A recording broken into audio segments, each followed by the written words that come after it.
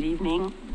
Welcome to the Wednesday, February 4th, 2026 City Commission meeting. I'd like to convene the meeting and ask for the roll call, please.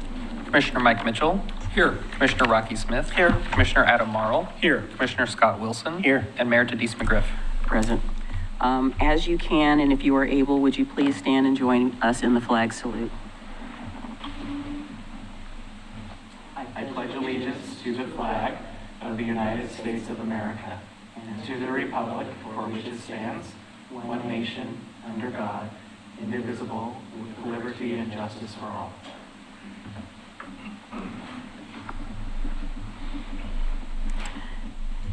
Anyway, I am suffering a little bit from sinuses, so I am not going to sound exactly like myself, but bear with me. Before we get into regular business, I just want to say that we know what, you probably know this off the top of your head, what is our session, what is the 30-something or other session of the Oregon Legislature began on Tuesday, on Monday or Tuesday? Yes, on the second. Second. And is there like a specific number? I know it's the something, I heard it on OPB, they said it's the such and such a legislature, and they gave a number, and I didn't get it right. I'm not sure. Anyway, well, I just wanted to say, just for the record, to our representatives, Anessa Hartman and Senator Mark Meek, who are representing us in the legislature as it begins its work, started on Monday. We appreciate them, and we know that's going to be a heavy lift for the 35-day session that's upon them, and we wish them well, because they're going to need it. All right, so tonight on our agenda, we have one proclamation, and we will get to that. So as many of you know, February marks the beginning of Black History Month. So each February, National Black History Month serves as both a celebration and a powerful reminder that Black history is American history. Black history is American culture, and Black stories are essential to the ongoing story of America. And whereas in 1776, every president, not 1776, 1976, could be 1776, you never know, the United States has declared the month of February as Black History Month. Black and African Americans have made immeasurable contributions that have enriched America and indeed the lives of every American. Black and African Americans have made and continue to make America a better place and American people better people. Whereas throughout the arc of history to the present day, Black and African Americans have experienced and endured the inhumanity of injustices and inequities, and whereas in the face of wounds and obstacles older than our nation itself, Black and African Americans can be seen in every part of our society today, strengthening and uplifting all Americas and Americans. And whereas on June 9th, 2020, the City Commission of the City of Oregon City individually signed Resolution 2019, stating and outlining the city's stance against racism, discrimination, and social injustice in our community and in our country. And whereas we celebrate National Black History Month, let all of us recommit to ourselves to reach for that which every American is due. Let us move forward the work to build an America that is benevolent, diverse, and united. And therefore be it resolved that the City Commission of the City of Oregon City calls upon educators, librarians, and all the people of the United States and of City of Oregon City to observe this month with appropriate programs, ceremonies, activities. And we do hereby proclaim February 2026 as Black History Month and call upon all residents of Oregon City to join their fellow citizens across the United States in recognizing and participating in this special observance. And I will sign this on behalf of the City Commission today, the 4th day of February 2026. And I think we have already started meeting for the city's annual Juneteenth celebration, which I believe will be third Saturday in June, I believe, at the end of the Oregon Trail Center. And there will be other commemorations and celebrations. I will say, however, for the record, that it is very unfortunate that at many of our national parks, the true history of our country is being removed. I think that we have an obligation to tell the full story, not just the story that some people want us to know, and we need to recognize that everything about our country is not always apple pie, but that we have gone through some trials and tribulations, and we've always come on the other side of it being stronger And that is really, really important that we recognize the things that happen. I can say that I am very proud that this commission has supported these activities, and we have been forthright and taken a stance against things that discriminate against people in our community. I think also that things like dedication of the Cayuse 5 Memorial, it's a part of history that I found out many people still don't know about that. And I think it's important that that side of the story be told, and how we resolve that is really important to our community and our well-being. And I look forward to us moving forward on phase 2. Commissioners? Would you like to add anything?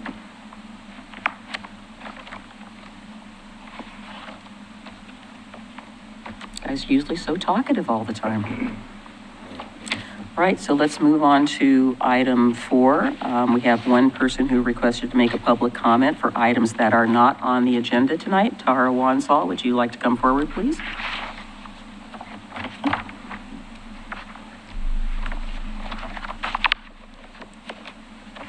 You know the drill, just make sure the green button's on. Going fast. Good evening, Commissioners. My name is Tara Wanstall, owner of Watershed Cafe on Main Street. The businesses along Main Street are employers, community gathering spaces, and the faces of our downtown. When Main Street closes, even for positive community events, those closures directly impact businesses. Currently, Main Street closures are treated as administrative decisions. These closures have real economic consequences, yet closures are not evaluated through a public policy-driven process. Under Oregon City Municipal Code 10.25, the city manager or designee has full authority to approve or deny street closure permits. The city commission is only involved if an applicant appeals a denial as outlined in OCMC 10.25.100. That means even major multi-day, high-impact closures of our most important commercial street never come before you unless someone is unhappy enough to file an appeal. Main Street is not an ordinary street. It's the economic and cultural center of Oregon City. Decisions that determine when it is open, when it is closed, how often businesses lose access to their customers are not administrative questions. They are questions of economic stability, community identity, and public accountability. It is critical that Main Street closures be governed by a commission-adopted policy rather than left to administrative discretion. Some might argue that Main Street closures today are infrequent, but that notion misses the point entirely. There is nothing in the municipal code that limits how often Main Street can be closed or for what purpose. No cap on frequency, no limit on duration, no distinction between a 1-hour closure or a full weekend closure. There's not an objective criteria for assessment of business or economic impact. Under the current approval process, an applicant could close Main Street or request to close Main Street as often as they like, and there's no policy framework requiring the decision to come before the commission. The only safeguard is staff discretion and a broad set of permit criteria which cannot be substitute for policy. Oregon City is an outlier in this. Cities of similar size across Oregon, including McMinnville, Hood River, Corvallis, and Ashland, already require their elected councils to approve Main Street closures. They do this because they recognize that their main streets are economic districts, tourism anchors, and community identity centers. When a closure affects those functions, it becomes a policy rather than an administrative decision. I recommend adopting a tiered policy framework, the same model used by our peer cities, where city staff continues to approve routine, low-impact right-of-way closures, that the commission provides oversight and approval for special event permit or high-impact closures. This gives staff clear direction, business predictable expectations, and ensures decisions affecting our downtown economy reflect transparency and community values. I spoke before the commission on this matter in the fall, but I'm bringing it to your attention again. As the weather improves, event-related closure applications become more frequent. We need a commission-adopted policy now. I'm asking the commission to direct staff to schedule a work session as soon as possible to develop a formal policy governing Main Street closures that include clear criteria, frequency, and high impact limits, and a defined role for the commission approval. Thank you for your time and your service to our community. Thank you very much.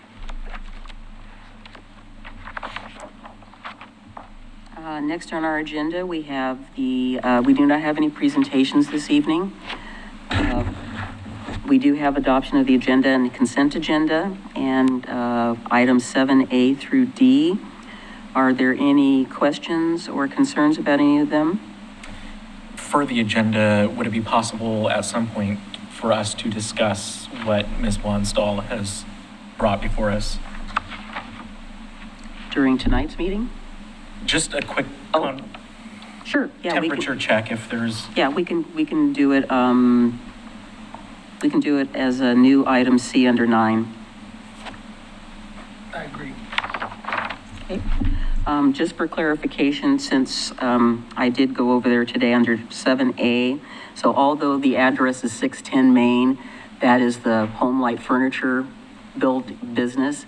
And then if you go around the corner where Live Edge Wood used to be, Nigel Bray, that is the space on facing 6th Street. That is the space where the retail off-premise sales application is. They're going to put in a high-end market.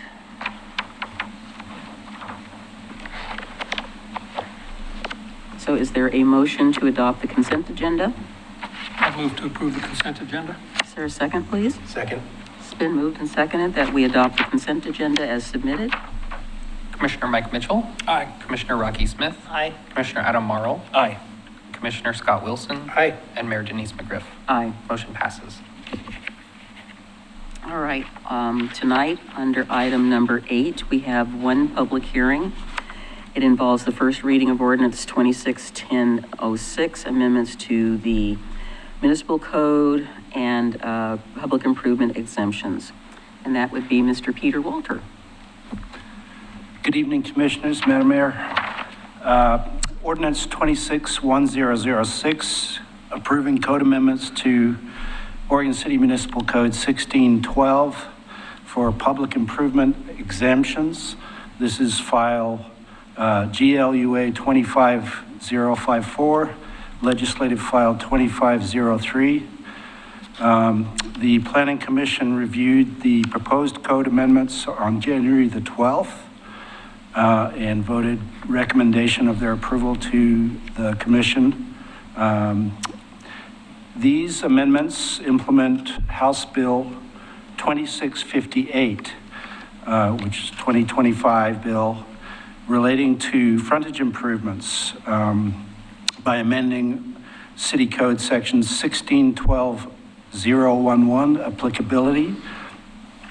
Chapter 1612 is our public improvements code, and we apply it to development of all kinds, housing and non-residential development as well.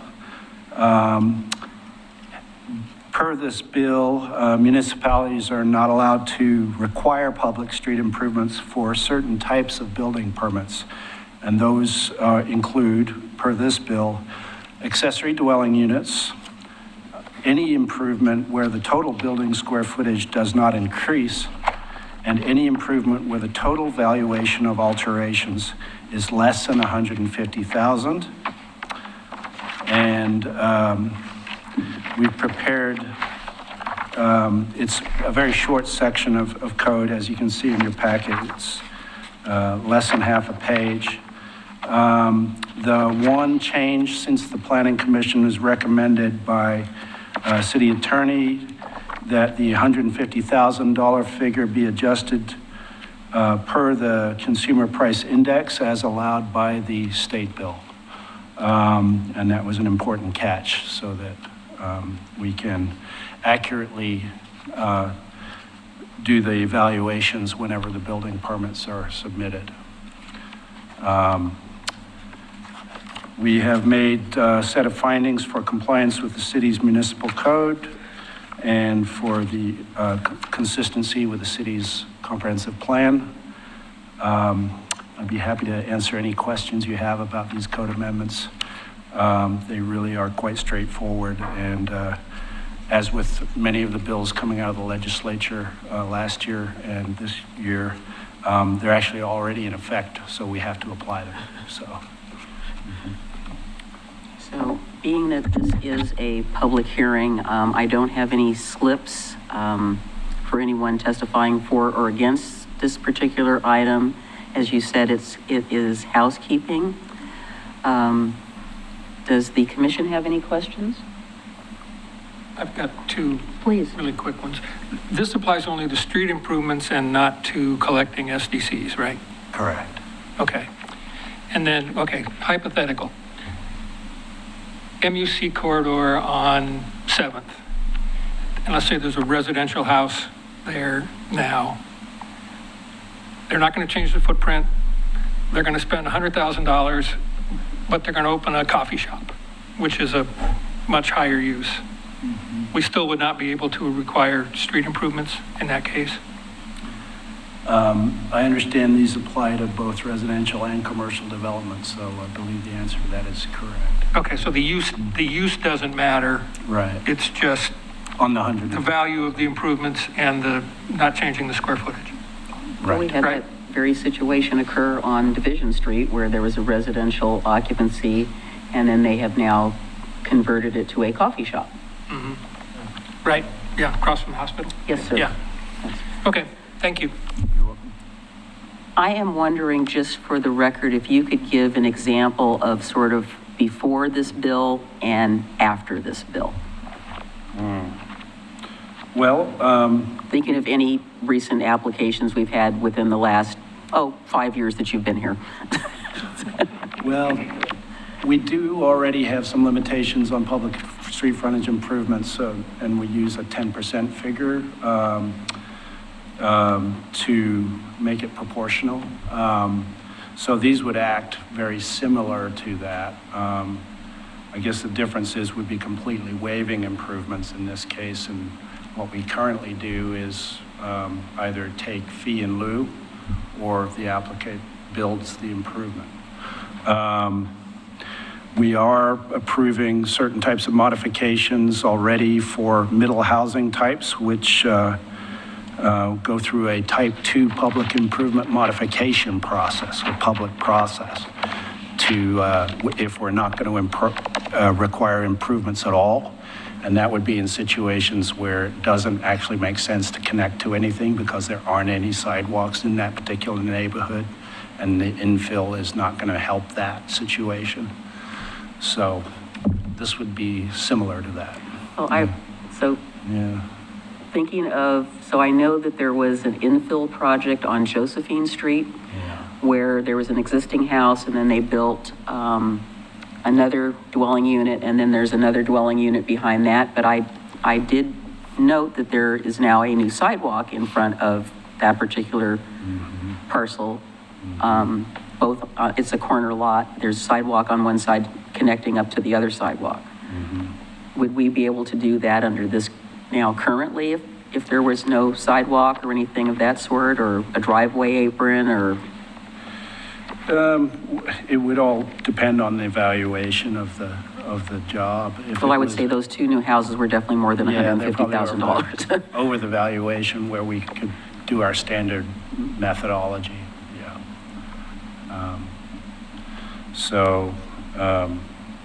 It's going to be a case-by-case basis. Basis. Yeah. So what is the net effect of this on?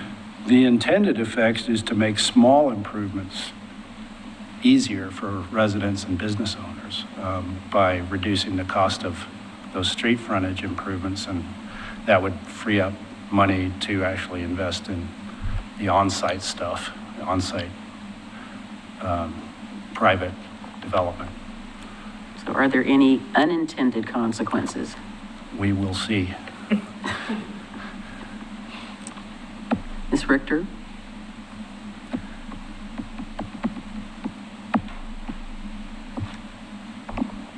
Well, I think the unintended consequence is going to be the circumstance that Commissioner Mitchell raised.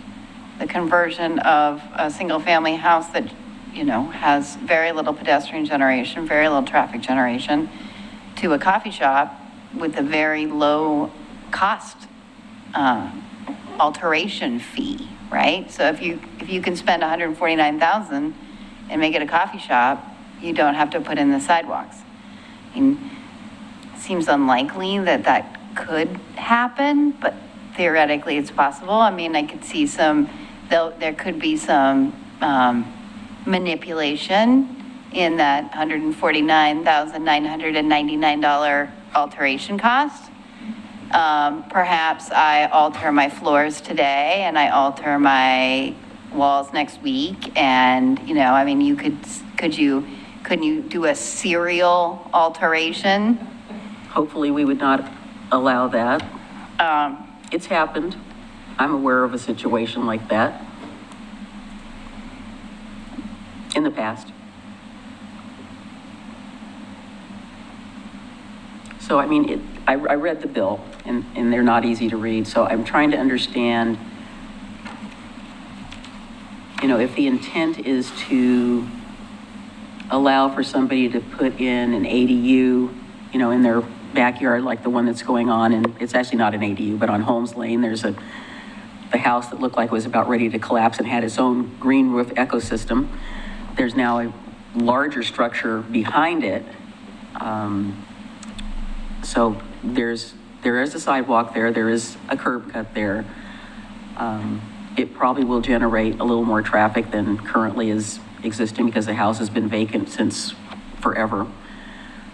So you're going to have a number of families there, but let's say it wasn't an improved section of that particular street, and, you know, obviously the valuation is more than, even if you index it, it's going to be more than the 100 and whatever the number is going to be. So, okay, just trying to get it straight in my head as to how that was going to work. And like you said, it's already approved, and we're just trying to catch up. So do we have so being no public testimony, I'm going to close the public hearing and ask for deliberation and whether or not there's a motion. Don't all speak up at once. I'll move to approve the first reading of ordinance 26-1006. Second. It's been moved and seconded. Ordinance, Yes, please read it and then call the sorry. roll. Ordinance number 26-1006, an ordinance of the City of Oregon City amending Oregon City Municipal Code, Chapter 1612, relating to public frontage improvements and providing for specific exemptions. Commissioner Mike Mitchell, Aye. Commissioner Rocky Smith, Aye. Commissioner Adam Marl, Aye. Commissioner Scott Wilson, Aye. and Mayor Denise McGriff. Aye. Motion passes. Thank you, and we'll be back with the second reading at the next meeting. Yes, thank you very much. Thank you for the very thorough report. Thank you. All right. Flip pages. I think they make these bills really kind of unreadable on its face. I mean, they're not in regular English, that is for sure.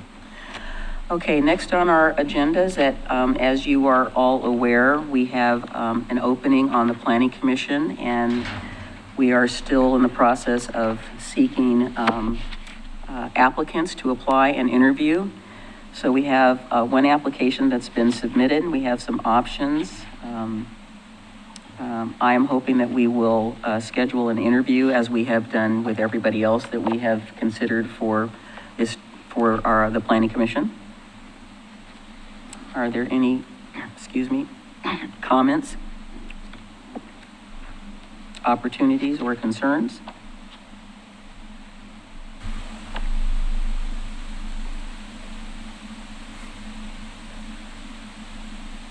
The silence is deafening.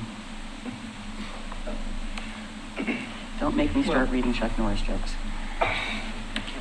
I mean, I wouldn't be opposed to it. I would also argue, I think, commissioners, we have a fair degree of familiarity with the applicant. I don't know if that means that we would have the ability to make a decision tonight or that people consent to it. But just putting that out there. Mr. Mitchell? I know what's in those interview questions and how basic they are, and I know that what we all know about the applicant. Feels to me like wasted effort to do an interview, honestly. So I would have no problem with going ahead tonight. Well, I think that nothing is ever wasted, and I want to continue to keep the same process that we've had where we interview people. I think that there are some other questions that may come up that are not on the interview, but the applications are still open. Which I don't believe we would be allowed to ask. We follow a written Exactly. format, Absolutely. which I think is a legal requirement, and I don't think we can No, go I don't- beyond that. I don't know it's legal, but we have been consistent. We have been consistent in what we have done. We have had follow-up questions on some of them, because, again, we just see these as individuals. Go ahead. Thank you. At this point, I would prefer to move with an interview, simply because I agree with what's already been said. I feel like I already am aware of his qualifications. I think the reason why we should have an interview is, given the nature of his profession, I think it would be good for us to give him an opportunity to defend not only to us, but to others, why he is suited for this role. So.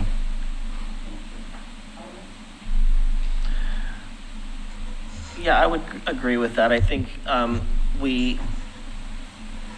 there's a lot of public that may not know the things that we know about an individual candidate. And so being consistent and having the public be able to know that we've interviewed them in the same process we interview anyone else, I think that's fine. Yeah, I understand. I think that makes sense. Honestly, I hadn't thought of the public public aspect optic, It's yeah. always That been makes sense. the public. That's one Yep. of the reasons why I would like us to Yep. schedule the interview.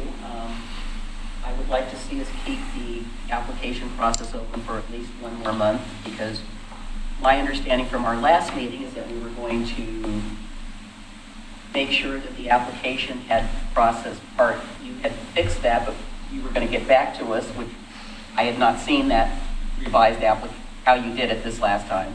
Did not see that. No, I'm not criticizing. I'm just saying that was my understanding, that we were going to go back, look at it, and then decide how long we were going to go out to do this next round. And that sort of didn't quite happen. But again, we were having a lot of conversation, but that's what I wrote down in my I think what we heard was to change the application so that it has two additional questions related to the specificity around the planning commission. Included in the attachment is that. I guess we did not realize that the commission wanted that brought back. We made the changes to the application, which have been addressed by the applicant. I said, I wanted to see it. I don't know if anybody else did. So I didn't see it. I don't think there was commission direction There for wasn't a that. consensus. It was just, I said, it would be nice for us to see it so we know what it says. I also would just like to throw, I'm not interested in waiting another, are we talking about not interviewing for a month? Yeah, just saying we Okay. schedule an interview, but we keep it open because there's people out there that may be interested. I don't want to preclude anybody else from applying. Sure, I mean, but if we were to conduct an interview and make an appointment, we would of course close the application, right? Right. Because that would. I would that would suggest fill the we, Planning Commission. I would suggest we try and find a time as soon as we can that works for Mr. Henderson. Agreed. And leave it open until then, in which case if someone else would like to apply, then sure, I wouldn't have a problem with that. Yeah. Because we only have one position, right? Yes. Okay. Or do we? Well, Well, that's Yes. important to we know. have somebody that is staying on until their replacement, and they agreed to do Oh, that. so we had the two, right? Yes. Right. So, But, well, okay. Okay. can I just ask, the applicant's here. I would like to have an interview scheduled, just because of what Adam said, and that's how I feel. Well, he's in the audience. What I'm saying is he's in the Schedule it audience, for and tonight. I'm wondering Let's if do it you'd be now. open to an interview this evening. We didn't ask to do that in the public. Okay. I think we need to do it the way we've done it. We schedule it, it's advertised, and we are transparent. Turn on your-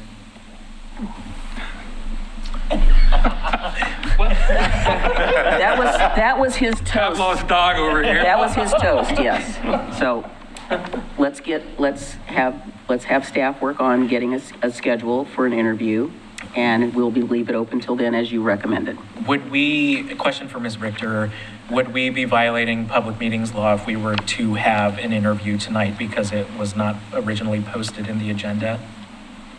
No, because it is in the agenda that Right. you're going to consider this candidate. So I don't think so, but I think if the goal is for the public to know to watch, to hear this candidate's discussion, then that goal isn't furthered by doing the interview tonight. Yeah, and I would prefer that. I think it's just, again, it follows our process of what we will be consistent. The only time we have not done it is because we'd already interviewed the HRB applicants because they were both filling vacancies. We knew they were a known quantity. They were the only two that were qualified to apply for that particular spot that we had. So can we do that, staff? Can we look for a time that works, and then we can do that. I'd like to suggest we do it at our next meeting. We're talking one interview. It's not like we have to dedicate, we don't have to do like we do when we have multiple interviews. Yeah, that makes sense to me.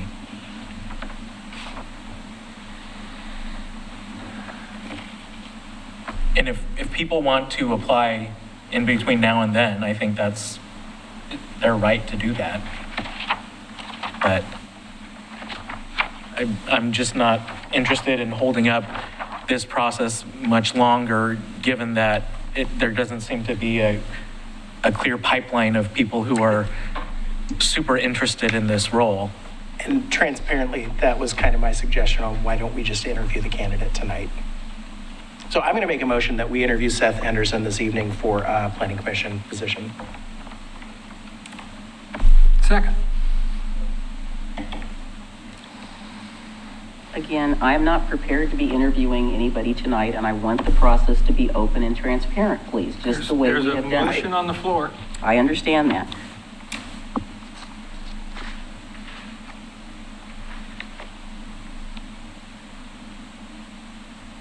Call the roll. Commissioner Mike Mitchell, Aye. Commissioner Rocky Smith, No. Commissioner Adam Morrow, Aye. Commissioner Scott Wilson, Aye. Mayor Denise McGriff. No. Motion passes. Well, it's going to be at the end. Not going to do it. We don't have the questions in front of us right now, so if you can manage those, we will change the agenda around. So, all right, tonight on our general business, we have a second reading of ordinance number 261005, minor sidewalk code update regarding notice statements. Do we have, staff is here. Does anybody have any questions or concerns about the second reading? I'll move to approve the second Wait. reading of, I- sorry, Do I need to open a public hearing? Okay, this is not a public hearing, so please make a motion. move to approve the second reading of ordinance, 26-1005. Is there a second? Oh, I'll second it. Commissioner Mike Mitchell, No, she's got to read it. Ordinance number 26-1005, an ordinance of the City of Oregon City amending notice statements for the sidewalk code. Commissioner Mike Mitchell, Aye. Commissioner Rocky Smith, Aye. Commissioner Adam Morrow, Aye. Commissioner Scott Wilson, Aye. and Mayor Denise McGriff. Aye. Motion passes. Okay, let's have the 2026 Oregon State Legislative Short Session Policy Primer. Will there be a test? Okay. We will take copious notes. And they will all have changed by tomorrow. Yeah. I will say amen to that.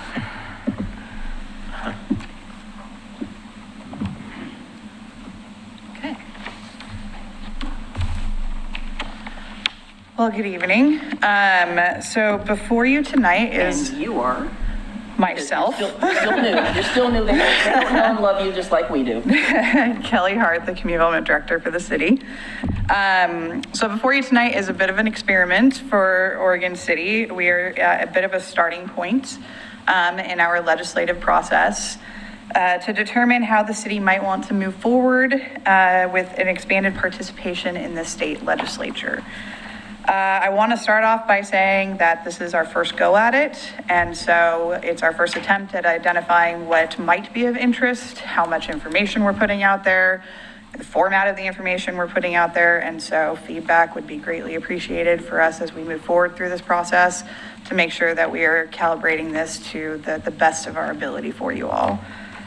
And then also, this is really just the start of our process. After the sprint of this short session, our goal is to come back with a bit of a readout of what has occurred, but then start with a conversation with Oregon City, specific policy direction as to what are some policy statements and goals that you want to see as part of the legislature, and formulating an actual legislative framework out of that so that we have true direction of how to move forward, not just in legislative sessions, but year-round in conversations with our representatives as well. So it's a start, and then let us know how we're doing. And then beyond that, tonight, our goal is to give you a quick review of the city commission goals, the themes, and then identify how those city commission goals intersect with the legislative process itself and the committees and their own themes that come as part of it, and how they sort of interconnect and get further direction on how those bills work with the city commission goals. As we move through each theme, we'd be looking for some high-level policy direction from the city commission tonight about where our policy stances are at the general policy level. Our goal is not necessarily to go line by line through the different bills, because as you can see in the staff report that we provided you, it talked about just simply legislative concepts. But by the end of that week, after the agenda had already been posted, it had changed to bill numbers and different bills had come out beyond that. So this is a fluid conversation. Lots of things change through this session process. And so having that more of a North Star conversation of where we sit on a policy direction helps us at the staff level then identify how, when we get into the weeds, where we are supposed to point our guided conversation. And so an example is something that we have actually just done in the last few weeks with a commission meeting a few times ago, where we had the conversation about ODOT and the possible transportation bill comeback. And the city commission provided general conversation points regarding not wanting to see tolling be brought back into the conversation and keeping that as a prohibited item, and then making sure that the state is maintaining the focus on oversight over ODOT. So those two, mixed with the city commission's already existing goals in the commission goals relating to advocacy for infrastructure, helps provide us with an overall goal understanding of where the city commission sits on infrastructure in general and transportation. So those are the types of directions and policy points that we're looking for tonight. Finally, we'll also do a quick short session calendar review and then discuss how staff is going to try to interject through that process as well. So as a quick overview on the screen, which is incredibly small for you all, I apologize, are the adopted city commission goals for 2025 to 2027.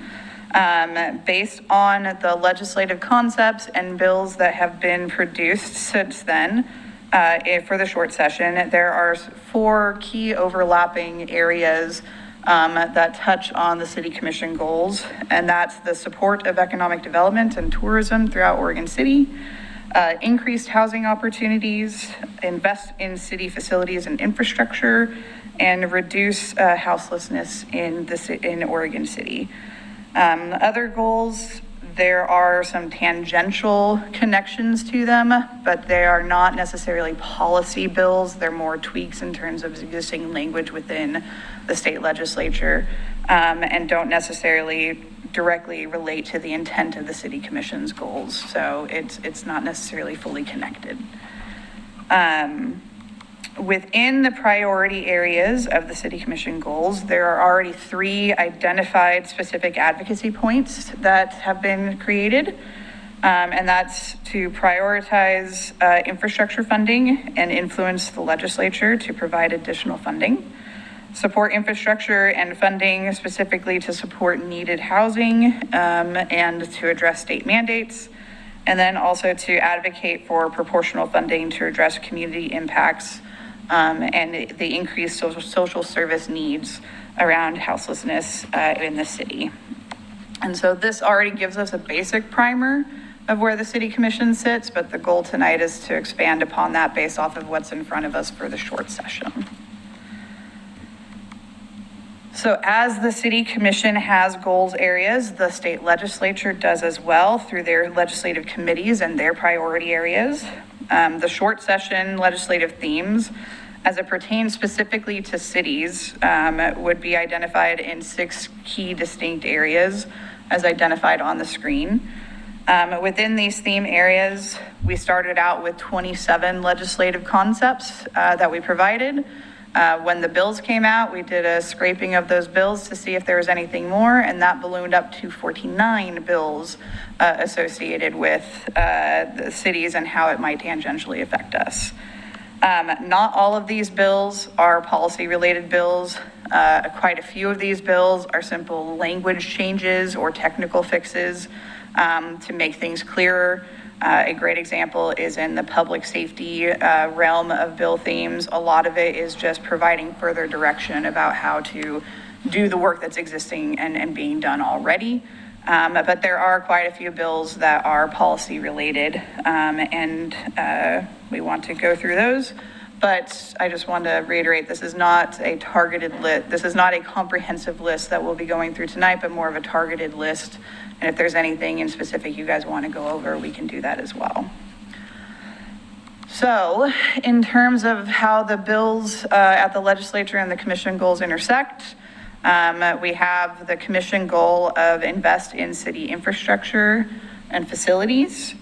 There are currently 7 bills that we're tracking related to infrastructure and transportation. None of these bills provide for new funding opportunities, nor do they affect existing funding opportunities.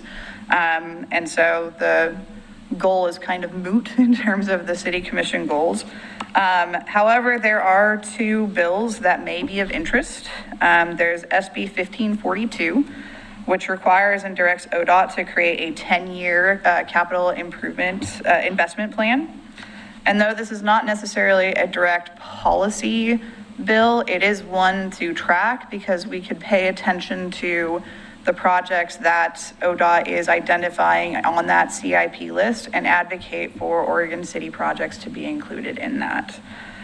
Similarly, for House Bill 4008, this would identify a transit task force that would be looking at Metro Transit and identifying funding mechanisms and how to maintain the system. This is yet again one of those bills that we could track to try to maintain that Oregon City transit systems are maintained through TriMet as well. Do you sponsor people for these that you're talking to us about?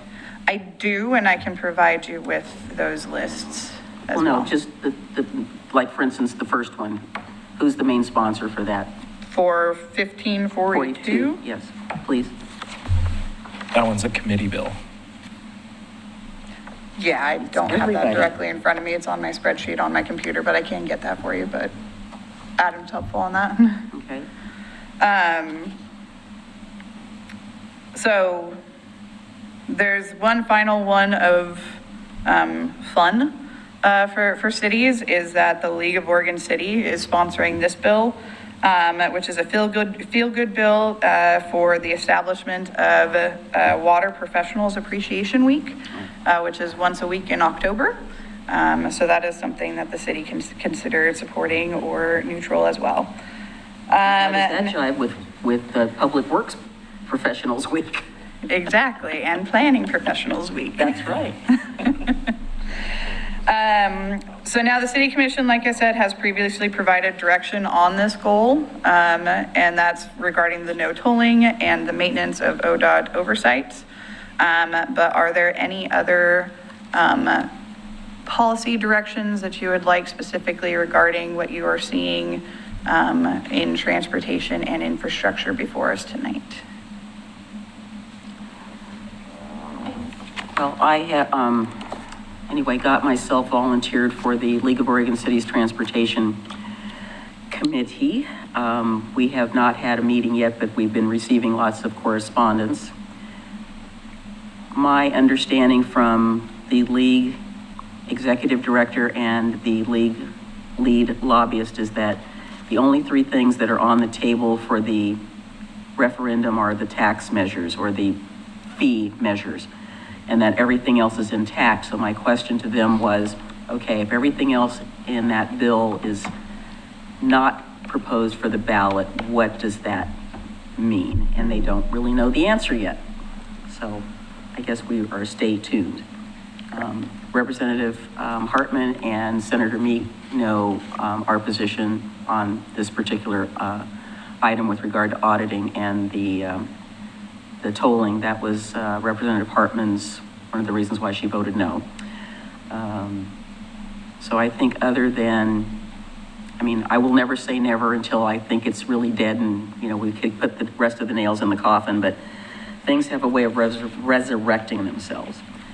I think for me, professionally and personally, what I get most concerned about are what I consider to be arbitrary and capricious requirements involving housing or getting rid of design standards for historic districts or things, I mean, things that are very germane to our community.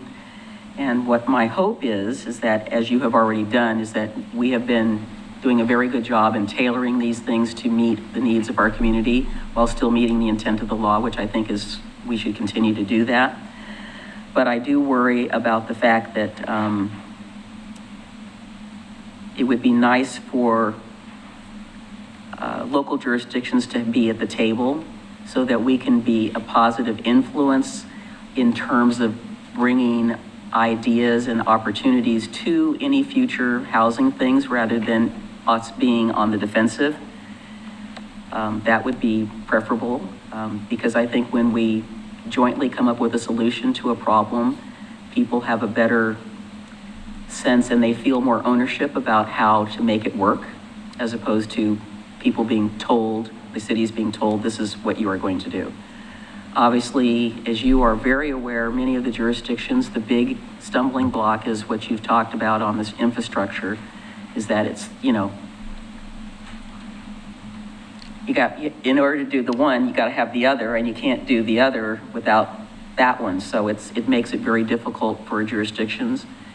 And I know that even though we are currently in compliance, I know other jurisdictions who lack infrastructure are just not going to be able to do it. And I don't know what we're going to do because there is not a lot of pot of money out there to go, hey, here's some infrastructure money, you city people.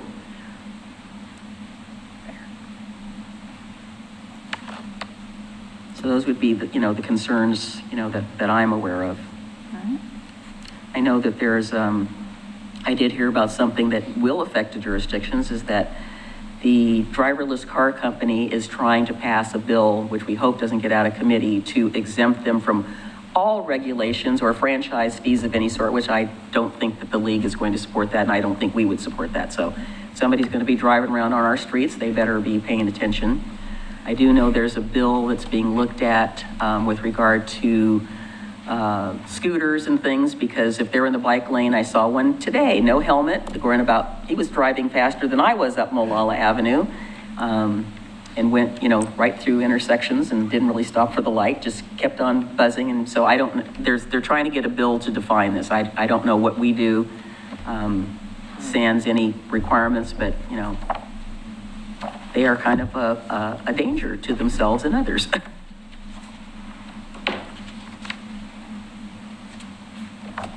Do you know anything about that, Chief? There is a bill, the bill that you're talking about would basically change the licensing requirements and then change the ticketing requirements and the age limits associated with those vehicles, so. Yeah. I would say all but one, only one person that I saw today, 3 different riders, only one of them had a helmet, and they were exceeding the speed limit. Okay. So, seeing no Anybody else other besides Adam comments. diving deep into these potential bills? Yes, please. First of all, greatly appreciate your initiative on this. I think in the years since I've been on the commission, as we've talked about the potential of being more engaged and potentially having a lobbyist, until now that responsibility has fallen on me. And I can't tell you the amount of times I've had legislators emailing me on my work email about city business and reminding them that that is not the place to do it, or having people stop by my office to talk city business as well. So your presence in Salem is greatly appreciated. With that being said, in my new role as a registered lobbyist on behalf of the state's land use agency, I am just going to not participate in this conversation, just given the possibility that I will be asked in my professional capacity to take a different position. And so this is all I'm going to say for this conversation, and I'm going to abstain from any votes, but I'm sure you're all aware that I do have many thoughts on this, so, and we can talk about that in private.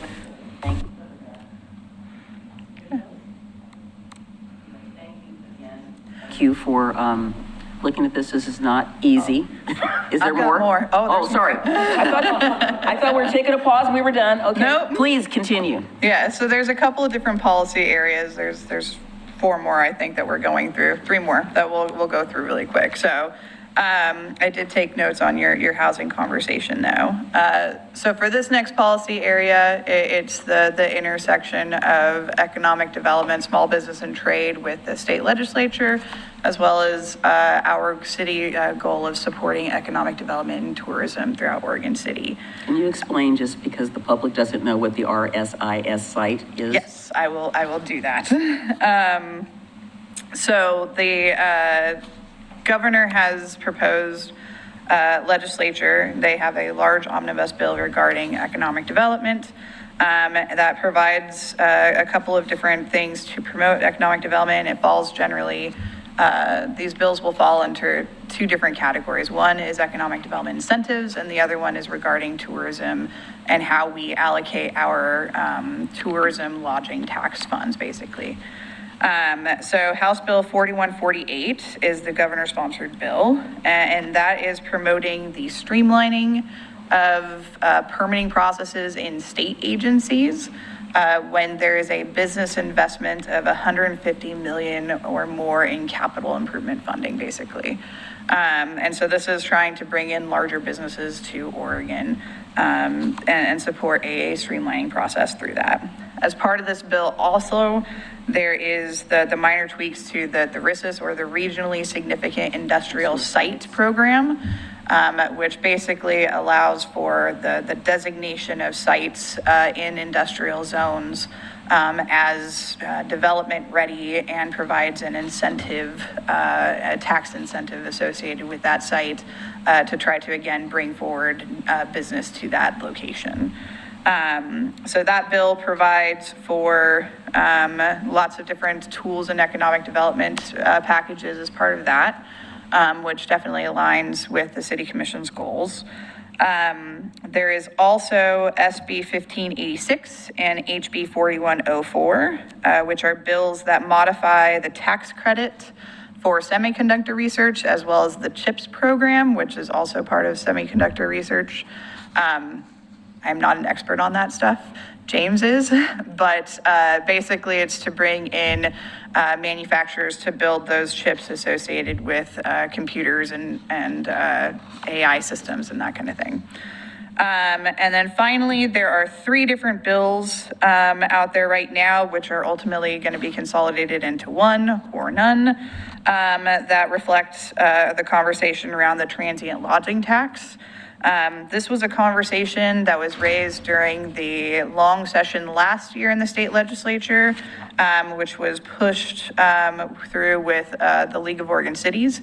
It did not make it over the finish line, but generally speaking right now, a city collects transient lodging tax, and the bill and the law currently says that 70% of those funds must go towards tourism functions of the city, and 30% of that can be geared towards the general fund or other functions of the city.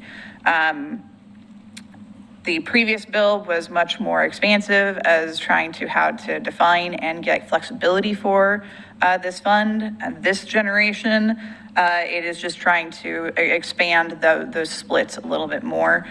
So now it is being proposed as a 60-40 split. So still promoting tourism, but then providing opportunities for more of the funds to go towards city functions to support the things that tourism supports, like roads and police departments and all that kind of stuff, and having that modified flexibility.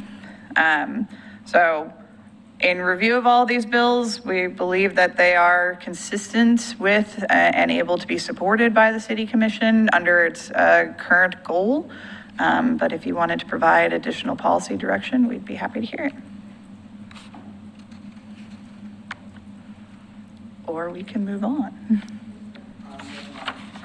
On the economic development items, there's a bill being promoted by the city of Hillsborough, which would allow for some additional land to be brought into, I can't remember now if it's the urban reserves that are there or the ones that were previously urban reserve. Anyway, they're making a big push for that.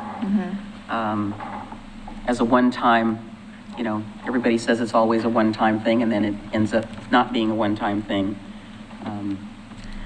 They basically are saying that this would benefit the region. Obviously it's really going to benefit Washington County in a lot of ways. I mean, I'm not naive about that particular aspect of it. Right. Okay. I have not said anything in our regional meetings that would allow me to say I'm for it or against it. I'm just saying, I just want to see how the chips fall out, so. Makes sense. Okay. So moving on to everybody's favorite topic, housing. There's a couple of different committees in the state legislature on housing, one in the House, one in the Senate. I think there's a joint one, but don't quote me on that. But they are busy again in the short session. Currently, I'm tracking 10 bills, but LOC has, I think, 21 that's under their purview. But some of it is tweaking language. The 10 bills that we're really tracking are more directly associated with how it would impact cities. But I just wanted to highlight two in particular. There is the House Bill 4037, which is the omnibus bill that was presented by the governor's office and through the House Committee on Housing. And this is the bill that would have the greatest impact to cities in terms of operations. This bill does align with the city commission in terms of the desire to increase housing opportunities. But it does so by modifying the city's processing mechanisms, as well as furthering the state's goals of permit streamlining as well. The bill does have lots of different aspects to it. It is an omnibus bill, so not all of it necessarily applies to us. But there are a couple of key focus areas associated with this bill. So there's providing the Housing Accountability and Production Office, or HAPO, with what I like to call more teeth, where basically if there is a city that is in their enforcement action period, they would be requiring the city to apply a model code instead of the city's code until such time as the enforcement period is concluded and a resolution is identified. The next is providing for properties that are building 1 or 2 dwelling units only. They're identifying an opportunity to exempt them from building permit plan reviews as long as they have a stamp from a certified engineer or an architect. So they would still have to submit for a building permit. They would still have to go through the inspections process, but we just would not have our plans examiners be reviewing those plans. There is direct language in there that does exempt the city from any liability of anything that creates an issue associated with non-plan review, but the language is not necessarily fully clear. So that's probably something that will have a little bit of cleanup to it. And what is the problem that is trying to solve? I don't see that there is a problem. I believe in this aspect, they're trying to create expediency. So if there is a architect or an engineer that has done their review, created the plans, and is willing to put their stamp on it that says that this is accurate and correct, and they're willing to take on that liability, then the state is saying that that should be sufficient for the purposes of creating a single family home or a 2-unit process. So See, these are the things that just drive me crazy. I mean, it's taking away more, more review. Yeah, I think that these are the balance between trying to identify it to make sure that the regulations are being adhered to while providing that expediency that the state is looking for, which is where a lot of these bill languages have come from in the last couple of years. So I would be interested to know if this is a big problem throughout the state, or is this somebody nitpicking this because they had a bad experience?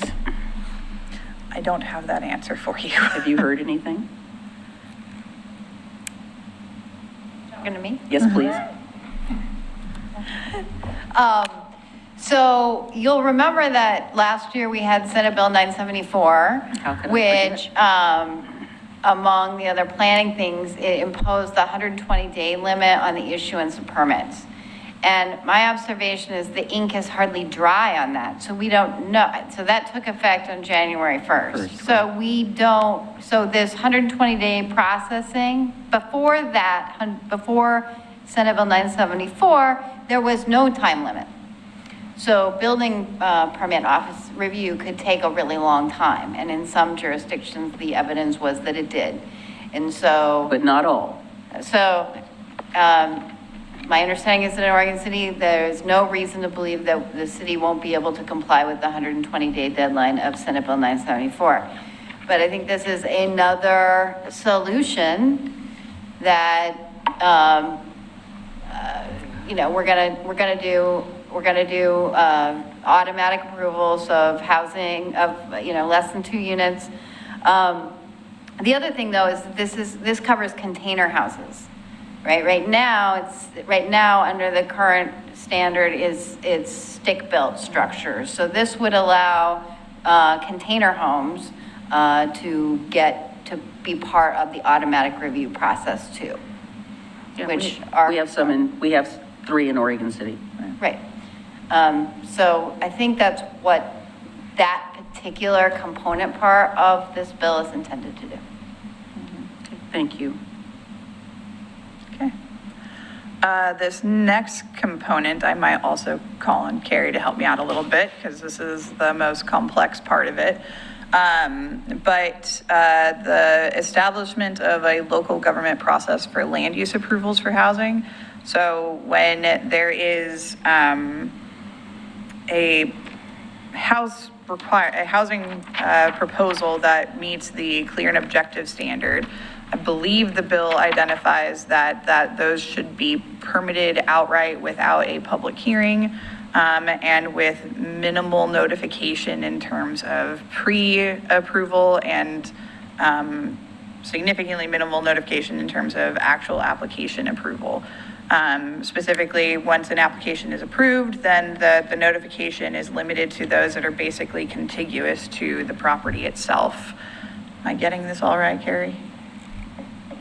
More or less. I mean, if the commission wants to get into this is a real problem. Yeah. What it provides is that when we're doing clear and objective decision-making, which we've had in our code for a long time, this no discretionary decision-making, there will be no public hearing. The only note, there is no notice required. And if the local government wants to, the extent of the notice is to the property owners that are adjacent, shared property lines, or across the street. So this takes our usual, so we were at 250 feet, then the state law said it's 100 feet. Now we are, if you want to give notice at all, the notice is adjacent property owners. There is no right to appeal unless there's no local appeal hearing, and there is no right to appeal to LUBA unless you are the applicant and you want to argue that the standards that were applied were not clear and objective. So it is a lopsided appeal right that runs only to the developer if that developer believes that there are standards that were discretionarily applied that should have been clear and objective. So they can go to LUBA and argue about that. If you are an opponent and you believe that other standards should have been applied because maybe the use categorization is wrong, you are out. You will not be able to participate. There will be no local proceeding, and you will not have standing at LUBA anyway because you didn't participate below. So the governor's office, when they presented this to the committee of, the Housing Committee, House Housing Committee, explained that the reason why they're doing this is because this is discretionary decision-making anyway, or non-discretionary decision-making anyway, so there is no, it does no good to have a hearing because participants in the hearing couldn't change the outcome. In other words, if the standard is the building can only be 35 feet tall, it doesn't matter how many times I tell you that the building should be shorter because the standard is 35 feet. That's the governor's office's position. Out of the interest of full disclosure, Ed Sullivan and I wrote our Daily Journal of Commerce article excoriating this piece of the provision, and if you're interested, I can share it with the commission. I would like that. So do we have any ability to do a little more than the minimum? No, that's the problem with this bill and Senate Bill 974 and the mandatory waivers of 1537. It doesn't allow, they're not permissive. The only thing you can do is provide notice to the adjacent property owners. Okay, well, what if we say we want to use the number that we use? So You'd be in violation of the So we're in state violation law, for letting our and- community know what's going on. And if I were an applicant who still wanted to, I would say you are prohibited from providing greater notice. And to require the provision of greater notice, exceeds state law, and, then you get turned into HAPO. Oregon City is violating state law, and you get a complaint filed at HAPO, and then HAPO doesn't invest. I mean, we can go through all that, but it's, you want me to keep going? No. So what we would consider a type 3 now would not have a public hearing. As I understand it, and Kelly should clear it up, but all of the clear and objective decision-making that happens in Oregon City, the very most process it gets is type 2. Correct. There isn't a clear and objective review in Oregon City that is type 3. But the type 2 process provides an appeal right to the city commission today. And that goes away. So this, to me, sounds like it would be a direct contradiction to the statewide planning goals, where it says in goal 1 that the community or the public has a right to be involved in all phases of a process. So it basically just says, you're out of luck, sorry, doesn't matter. I'm only concerned about the notice requirement. If adjacent property owners, are we still allowed to do posting? Are you still allowed to post the property?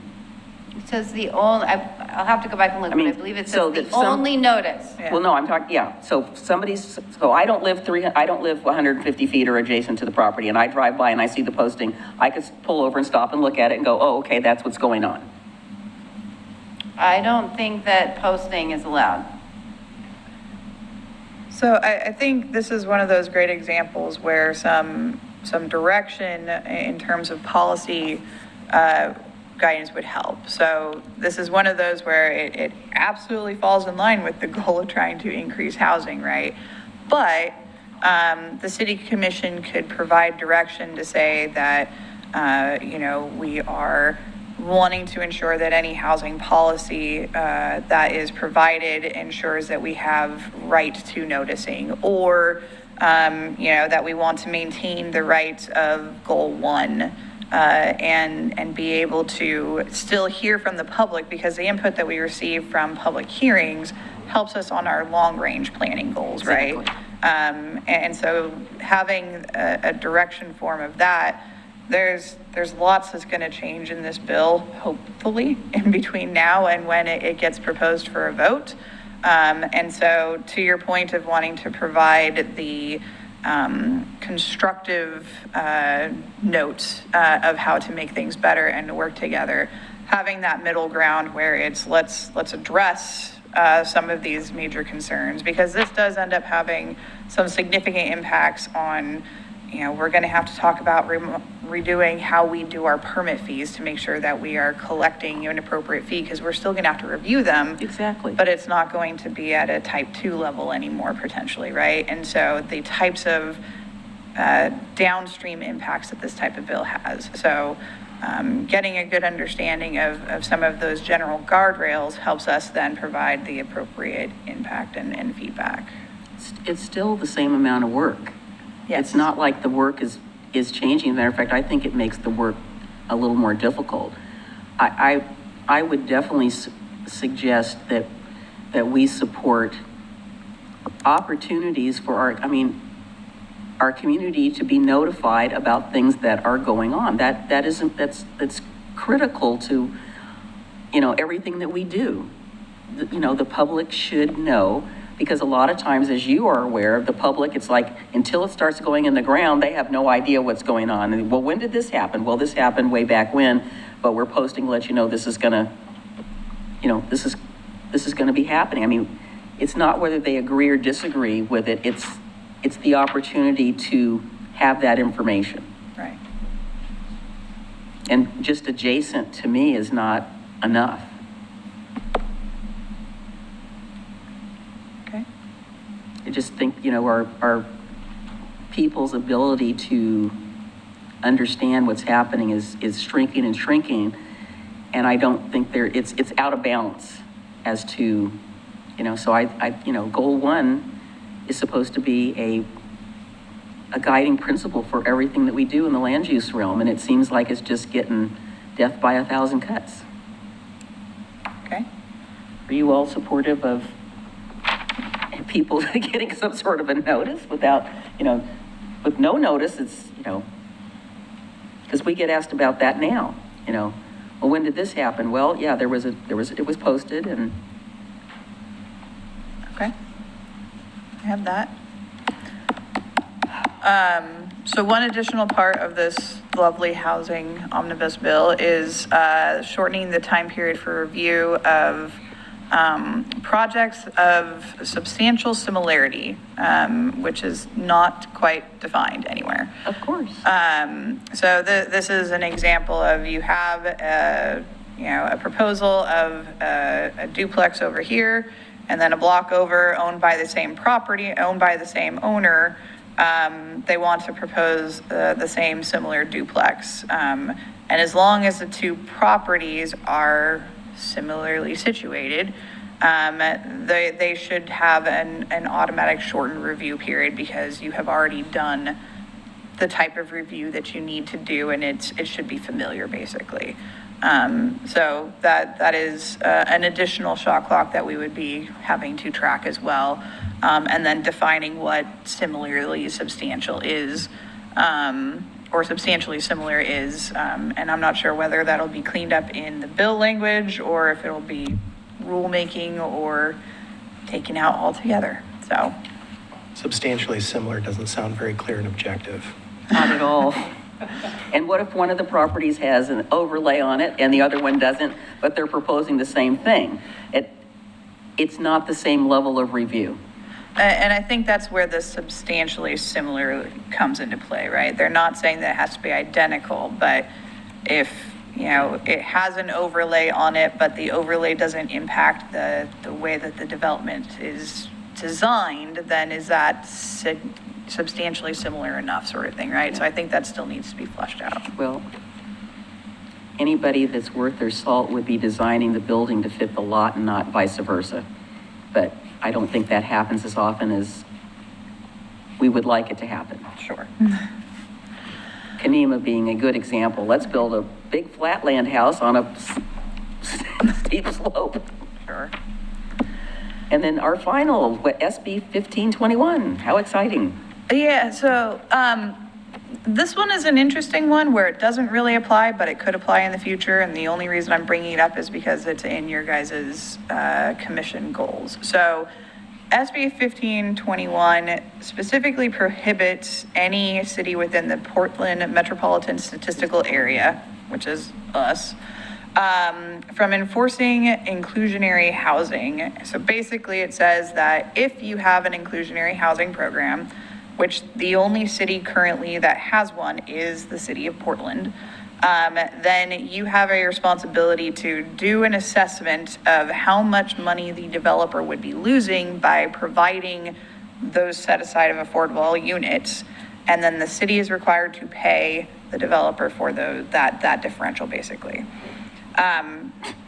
It's not an issue for us now, and it may not be in the future, but the only reason I bring it up is because there is a city commission goal under increasing housing opportunities where it says for us to consider doing an inclusionary housing program or a vertical housing tax credit. So it's lumped into something that we're already doing.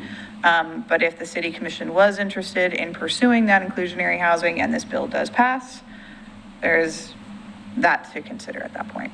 The League of Oregon Cities is sort of taking a neutral stance, but also a negative stance because the city of Portland is, where this isn't really a large issue because Portland's the only city that really has this program right now in the metropolitan statistical area. And there are lots of other housing techniques and opportunities to achieve something similar, basically. So this is very specific and not necessarily something that would stop us from doing something that the intention of inclusionary housing does in the future. So, but I bring it to your attention. So, okay. Just real quick, to your point right there, I think in the past commission discussions about what a potential inclusionary zoning program might look like in Oregon City, at least when I brought it up, understanding that it takes several different iterations and there's the required path that the city of Portland goes down, and I think the one that I've talked about in the past has been the option for density bonuses.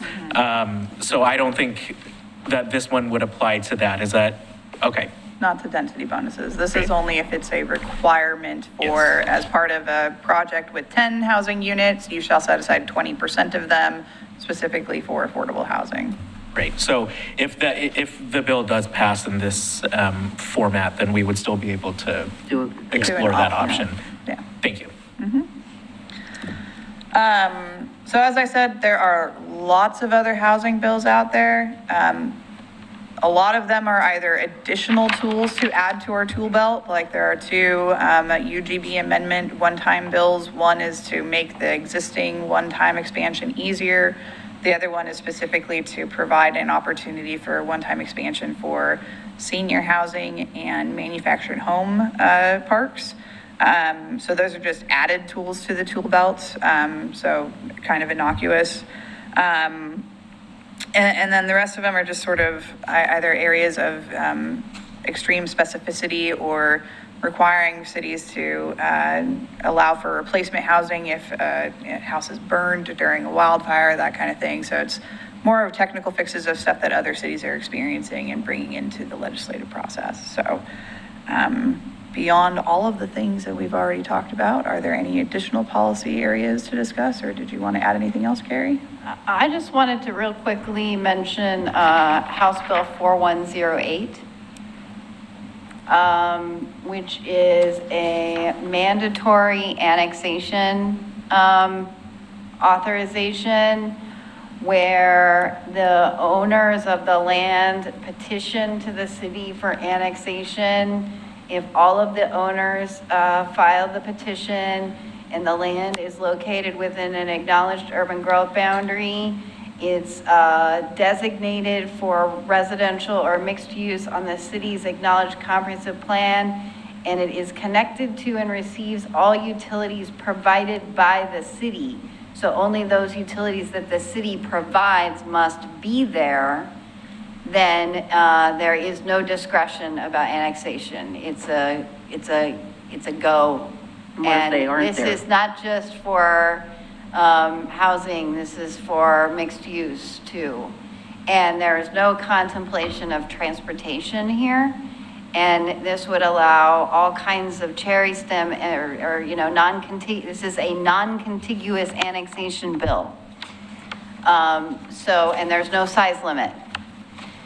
So I don't know if this means, if this is a situation where the sky is falling, but it seems like the sky could fall under this bill.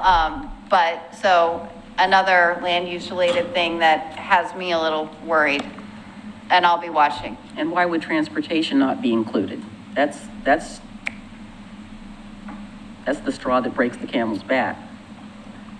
For that bill, maybe clarification on the connection for the city utilities. In reading it, I thought that it was a requirement that the property had already had to be connected to city utilities. So this is like It has to receive all the utilities that the city provides. Okay.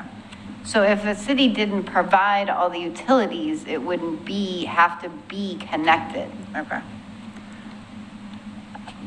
But, moving aside from that, there's one thing about sort of, could the city provide them, and then are they there? Right. And then the lack of consideration of all the other utilities and transportation impacts that a development might need.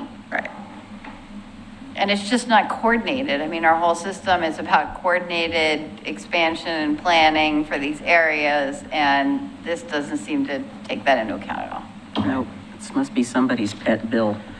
So this came out of the course. city of Eugene area, from my understanding, where there was some pretty specific outlier properties that were having some issues.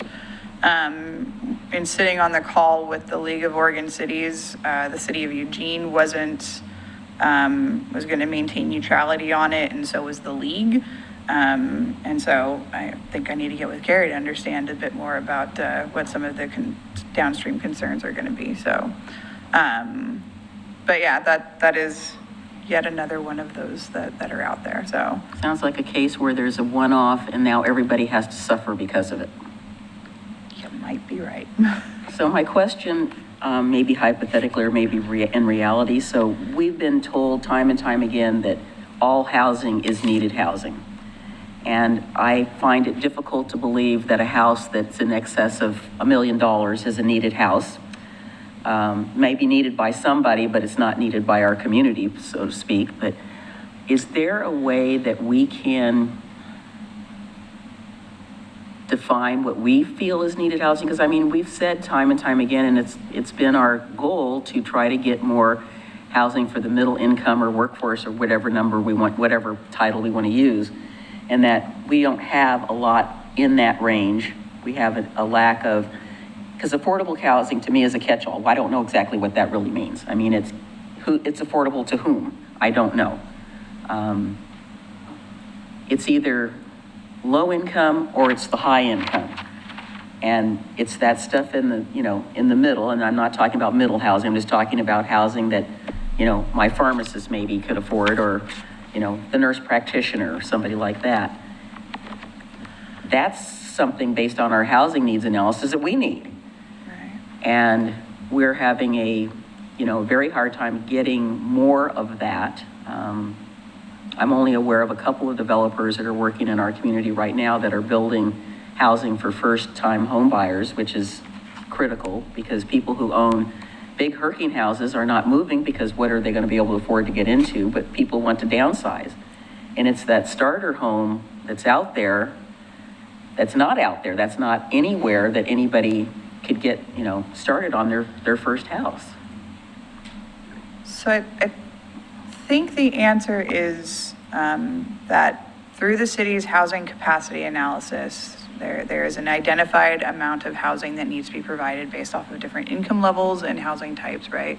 Mm-hmm. And then there's the next step of the housing production strategy. And that is where Oregon City gets to put its stamp on the housing process to say, we want to incentivize the housing that is needed in Oregon City, and here's how we want to do it. Or we want to design it in a manner that is going to feel like Oregon City while also meeting the intent of state law, and here's how we're going to do it. I don't think that we're going to be able to change the state's mind that all housing is needed housing until we are no longer in a housing crisis. But we do have that mechanism to say, but here's how we want to prioritize the housing that we as a community as identified as needed through the housing capacity analysis. And the implementation tool of that is the housing production strategy. So this year, we're starting the housing capacity analysis. The year following will be the housing production strategy, and that's where you get to put your stamp on it, basically. Well, somebody will. Yes, the city commission gets Yes, to the put city the stamp commission. on it. I'll be in the audience testifying. Okay. Okay, thank you, I appreciate it. Yep. Finally, this one's quick and easy, reducing homelessness in the city of Oregon City. There's really only one bill that directly speaks to that, which is to repeal House Bill 3115, which was the time, place, and manner bill for sleeping in public places. I bring this up to say it's on the docket, but it's also very likely not going anywhere and won't even get a work session or a public hearing, but it is there. So I'm not sure if there's much policy direction to provide right now, but it could be something of discussion as the larger process moving forward. I'm just interested in knowing what the unintended consequence, I mean, I can guess, but what would be the unintended consequences of not having a time, place, and manner bill? Is it go back to what we had before that bill was passed? So I think, May have Gary, to I'll need your point help on over this. here. The point is that since the Supreme Court rulings have occurred to basically say that it is the Grants Pass case and the City of Boise. thank you case were basically overturned, that it is no longer applicable in an extent, but somebody else who's smarter than me can talk to it in a greater extent. I don't know that much about this bill, but my understanding is that I haven't read the bill, but from what I've heard about it is that this would return us to the U.S. Supreme Court's decision in the Boise case that says that we can regulate sitting and standing in public places. Yeah. With greater flexibility than we thought we could under the Ninth Circuit's decision. Right. Okay. So I've talked a lot. I've gotten lots of good feedback. So the next steps, the short session is an absolute sprint. We are technically already in it. We're halfway through the first week. Today was the revenue forecast. I would love to say that I have an update for you, but generally speaking, how the HR 1 from the federal government has had an impact on the state's funding mechanisms. But all of the other projections that are outside of federal government influence are pretty much in line with what the state was expecting. Beyond those details, I'll have to watch it in more detail and give you more later. But we are very quickly coming up to the first deadline of the short session, which is next week.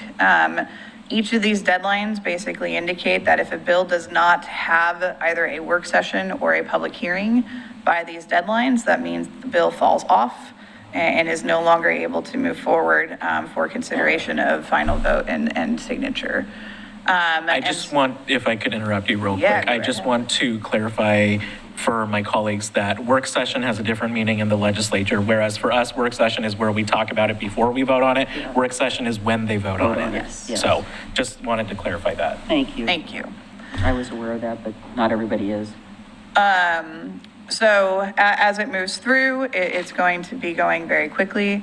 As part of this session, they are having the review of a capital funding request or what is the Christmas tree bill. And so the city, we have submitted a request through Senator Meek's office. He has decided to sign on to support our capital funding request, and that is for the necessary improvements to 213 and Beaver Creek Road to address the congestion in that area and open up for further housing development and economic development along that corridor. So that has been sponsored by Senator Meek. We have already had conversations with his office to discuss how we can best advocate for the support of that proposal and that request. And that will be considered at the end of the session. And so at this point, I have gotten quite a bit of additional feedback from you all based off of tonight's discussion, along with the basic advocacy points that were identified in the city commission goals. So unless there are any other salient points that you would like us to take back, we will participate in the process, continue to review these bills, work with our city attorney's office to make sure that we have appropriate comments and feedback, and do any appropriate testimony as possible. So is there anything that you would ask of us, such as, signing a letter saying we support this or don't support this, or advocating for the 213 Redland Road thing, or saying, yes, we support the TLT change, or? So we'll have to pay attention to the bill regarding the transportation changes, and at that point, it would be helpful to have potential letters or testimony as appropriate. I think there will be an opportunity for one public comment period regarding the capital funding request. So having either our city manager or a representative from the city commission participate in that process to speak on that. It is a quick hit. We have 2 minutes basically to be able to provide comment on it, but being in person is very valuable. And then the housing bills seem to have been the big point of conversation. And so I think as particularly the housing omnibus bill goes through, we'll pay attention to opportunities for public comment beyond just letter writing, if we feel that it gets to a tension point, I think. So.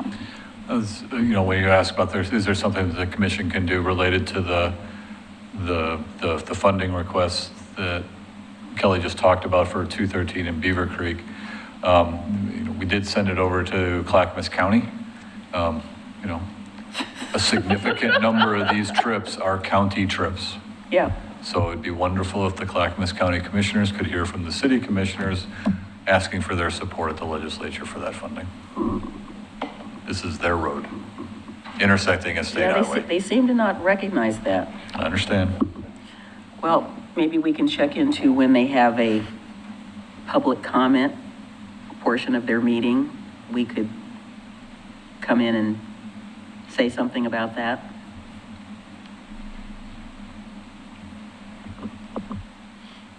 Okay. As they say, giddy up. It's a lot to be thinking about, a lot to digest. Did you want to revisit? Yes, we briefly.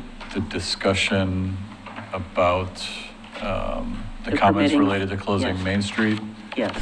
Just so if the commissioner is aware, you're actually going to receive the work session packet tomorrow for next week. In that, when we identify upcoming agenda items for work Right. session topics, the March 10th work session included update from Portland General Electric, City Seal, special event permitting, and a Thimble Creek update. So we're planning to bring that at the March work session for the commission to discuss. The last conversation was around,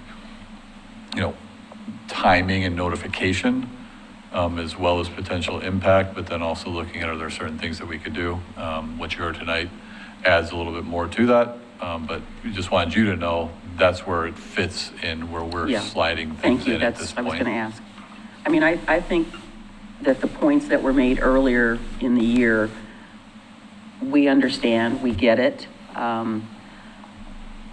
I think we're probably all in support of our process being beefed up so that there is more to this. I mean, I've already been made aware that somebody wants to have an event at the end of April, and I strongly suggested to this person that they not only talk to the city, but they also talk to the Downtown Oregon City Association, and that they talk to their adjacent business owners or property owners, whoever's around them.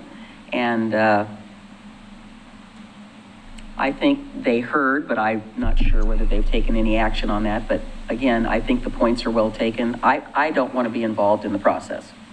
I think that if we're involved, it's some sort of an appeal rather than us making that decision, because we have standards. But again, it could be beefed up. I think we all are in agreement that it can be beefed up. It needs to be a little more robust, not onerous, but have some standards, more standards. So that's coming up, so we know that. It's on the March 10th Yes. agenda? Correct. Okay.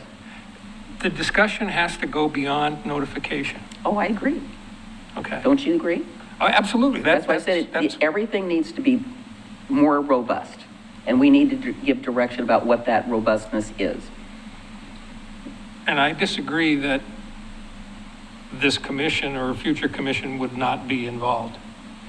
Because, well, it's a discussion for let's wait for that that. later Yeah, night. yeah. But notification doesn't solve the problem No. for downtown businesses that are negatively impacted by these events. It has to go beyond notification. There has to be some,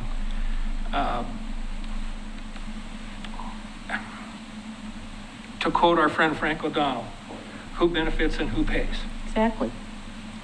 How many businesses are going to be helped by that particular special event, and how many are going to be harmed? Because our downtown businesses, we know they're facing challenges, and they're working on thin profit margins. And if you lose a day, that could flip you from a profitable month to a loss. So it needs to be a bigger discussion than just the notification part. I agree. I don't think anybody disagrees, but there's other factors, so. Okay, and I guess we're all I the same. misunderstood what you Yeah, said. no, I'm I just sorry. said it needs to be more robust. I said it's beyond, it's not just notice, it needs to be more robust about what we're going to be looking at. Not, I say we, the city. You know, it's not just whether, yeah, you have this, and you're checking a box. It's, again, there are many more impacts than just that street. It's sort of a radiating thing. There are other factors involved as well. So I agree with you. We're on the same page. So that's coming up. And Commissioner Smith had a question. I think Commissioner Smith had a Yes, sir. comment. So the placeholder for the meeting with the special event topic, was that specific to street closures, or was that just special events in general? Because there's multiple conversations that have to happen under special events, and no matter what, that will be a huge conversation. So if we're expecting that this is just a street, I mean, it's going to be more than a meeting if it's special events and street closures, and there's a lot there. So that's my question. I assume that placeholder was for special events in general. That's how it started, yes. Yeah. And And I it's not think to say we can't additional start things talking continue about to be street closures. added. It's just No, a bigger, it's part of. it's a bigger thing. Special events. Don't you think that street closures are nested within the special events? Absolutely. Okay. But that topic was not why it was on the agenda. No. I agree. So that's all I'm saying. The other thing is, because to me, there is the special event application process. That's one topic. How the departments interact between that special permit. That's another topic. Street closures is another topic. Park usage and street, that's all another thing. There's a lot. And one other piece to it that I think if we're talking about just specifics, when we start talking about specific street closures, there are things that I think we need to also be aware of in that conversation that go outside of special events. We label things with these words, but that I don't think includes filming. So we have some guidelines for film processes and closing the street. Now, we have not had a lot of film productions happening in Oregon City, but there's been some summers in recent past where we've had 2 or 3 film productions happening in town where they've closed public streets. So that conversation also has to be part of the street closure thing. And then the question is, do we treat Main Street as any other street in the city? And that's part of why I think this came up. So it's a huge conversation, and we may need to break it into categories. I don't know. No, I think everything you brought up is relevant.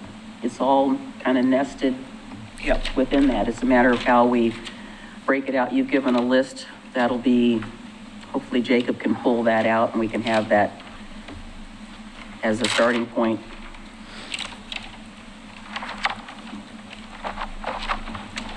What list are you talking about? He just ran down a list of things that he feels. Oh. Didn't you just hear him? I heard that. Yeah, that's his list. I thought you That's were the list. referring to some list that No, already I existed. said Rocky's list, that he just gave these Okay. points or things that he thinks need to be. My list may not be the title. I mean, I'm sure there's No, other I'm things just, you're not thinking of. I know, but Yeah. It's a big I agree. topic. it's a big list, but you listed out some things that we want to make sure we Sure. don't forget that Right. were brought up. So that's it. Can we do the annual compensation financial report and then take a quick break and then have the interview? Is it going to take as long as the last one? Annual compensation annual- financial report. Sure, this is the same thing where Right. we talk about urban renewal. Right, he's coming up. We can do this real quick. Yes, that's what I said. Essentially, we did our annual review for the city as a whole, and came back unmodified or clean. Because we have a federal loan through the WIFIA loan project, we have to do a single audit on the federal funding. There was one finding related to 3 instances where we missed the calendar requirement in the agreement. So the first one was, we submitted on July 31st. We thought it was based on July, and it was actually 30 days, so we should have submitted it on July 30th rather than the 31st.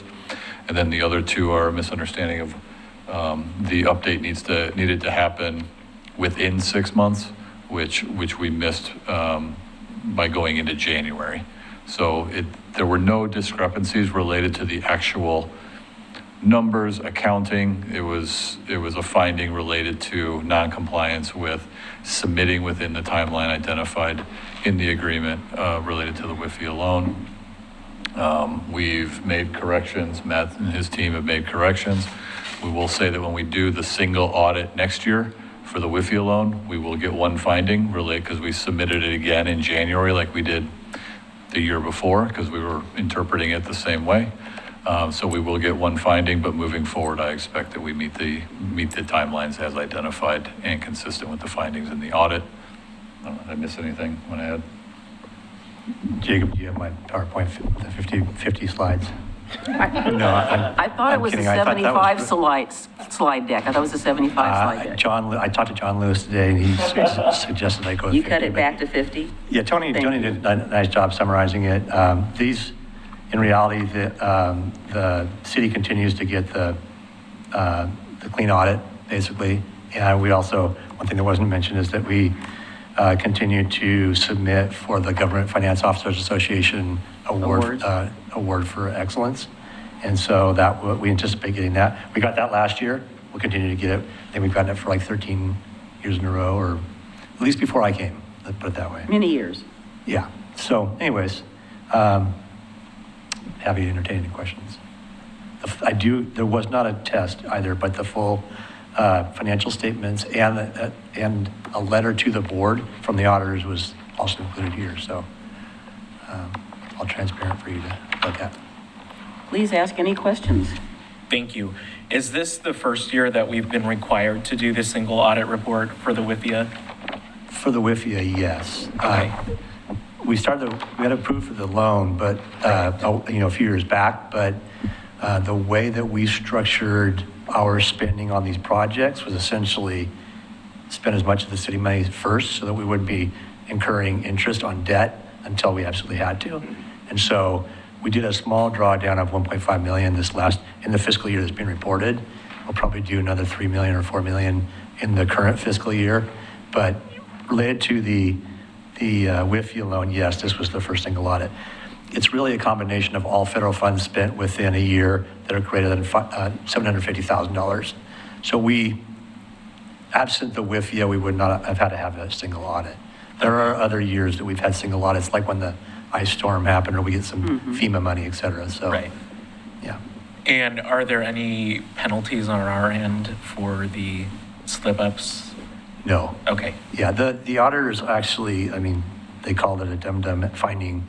the information in the statements is really what's critical. And even the EPA itself didn't bat an eye on that. I'm glad that the auditors have to find it. They have to report it according to a different part of the federal regulations. But the actual implication is nil.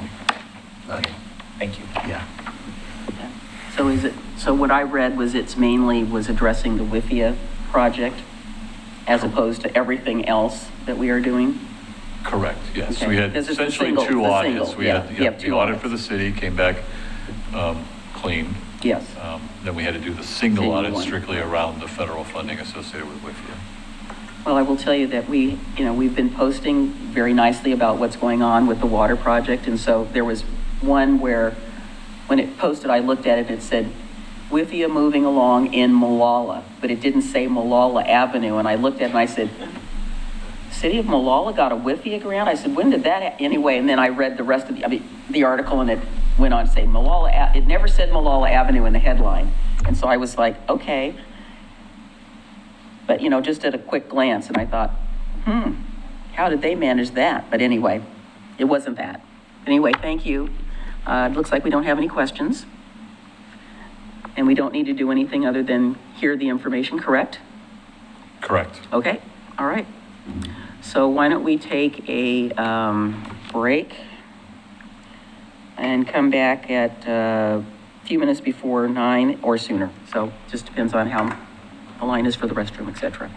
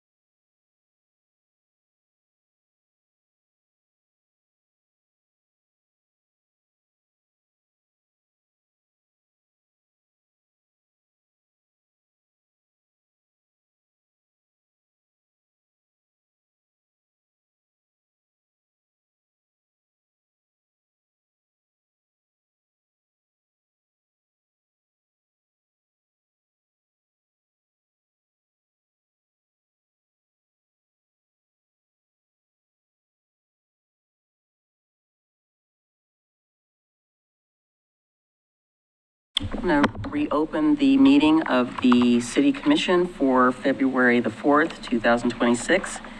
And we are moving on to our additional item that we have on our agenda tonight besides communications. It was determined that we would conduct an interview for the vacant planning commission position.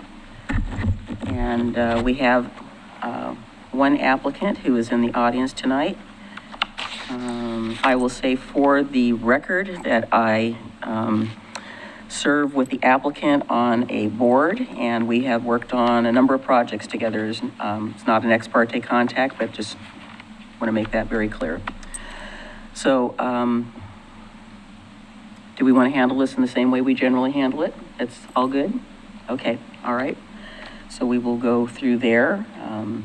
Probably because this is an unusual situation, we may have some additional questions that we probably haven't asked the other people because it's circumstantial. So, Mr. Henderson, would you like to come up?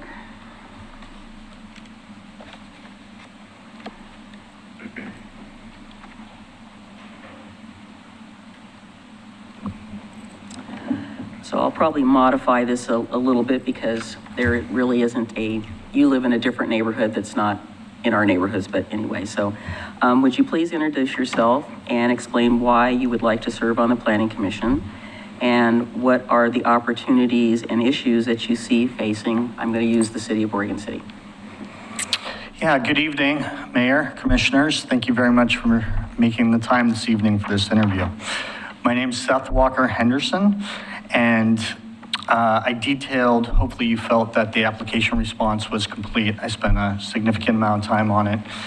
In regards to why do I want to serve on the Planning Commission? So after watching the last round of interviews, thinking about, I'm preaching to the choir here, but we all have a finite amount of time that we can dedicate to things that we feel passionate about. And so it's assessing your knowledge base, your skill set, and thinking about where can I make the greatest positive difference. And the Planning Commission aligns well with my experience and knowledge base. And I know it's a response that the mayor doesn't appreciate, but I actually do want to contribute and give back and serve. And I believe it's Excuse me? There have been times and events where you say that general statement, there needs to be more to it than just doing a civic duty. And so that's a component of why I want to serve, but it's much more than that. Well, the comment we usually get is, I want to serve. Got it. And we have all agreed that there needs to be more. Too ambiguous. Yes, thank you. Yep.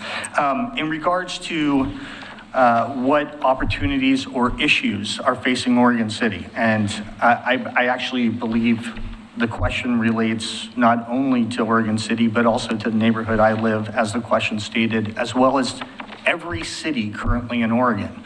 We just saw all the bills that are being proposed, and the previous housing bill has just gone into effect, and already there are additional modifications being made before we even know the ramifications of what previously was approved.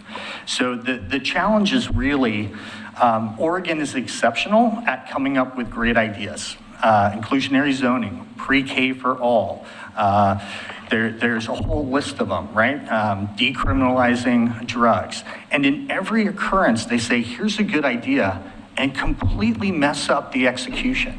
And so this is a situation where everybody agrees we don't have enough housing, but taking a blanket solution and applying it across the board in any situation is inefficient, it's ineffective, and you end up having the cities and counties and the state fighting one another when, again, we're all trying to get to the same thing, which is additional housing production. So I would say the challenge is, how does each unique area keep that identity and uniqueness while abiding by Oregon statute?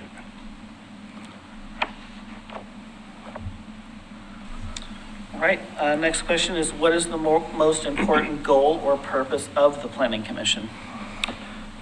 So I could probably start off responding to that first, that any of the committee, boards, or commissions that are advisory boards, I see them as they're supposed to be taking work off the desk of the individual sitting at the dais right now, the city commission. So the primary goal is to address land use issues and matters so that they never end up on your plate.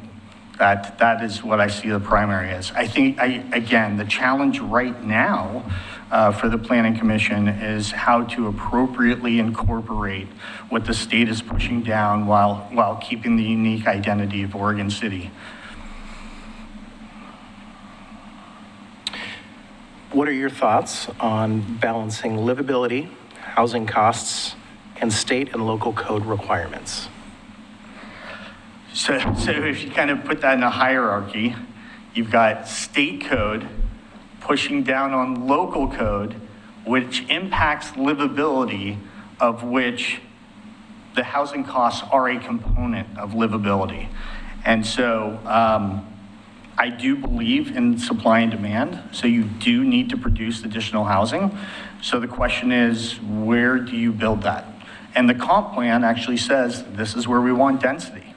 And so it is balancing affordability for your constituents while looking at all the effort you've put into the comp plan, which should be educated by the zoning code, and how do you use those two together to maintain the livability of a city while making it more affordable. And it is not a one-size-fits-all. It is not a single solution for everyone, but in my experience, if you're focusing on housing costs, you need to produce more diversified housing in the right places. Thank you. So what relevant experiences, skills, abilities have prepared you for a planning commission role? So William mocked my resume when I walked in, so hopefully you guys actually had the time to read all whatever 6 pages it is that gets kicked out of LinkedIn. But in terms of experiences, skills, and abilities, my background, I have a BS in civil engineering, which I then pivoted to general contracting, so understanding construction, then construction manager, then owner's rep, then national developer, then local developer, then my own development firm. So I've spent a lot of time before design review commissions, boards, historic review boards, working with planners, working with city staff, working with architects and engineers to understand the codes across different cities. I've worked in Washington, Oregon, and California. I think about 12 municipalities within those 3 states. So I have seen how different cities address different elements of their codes and how to, in my experience, 90 to 95% of land use matters, you defer to the staff.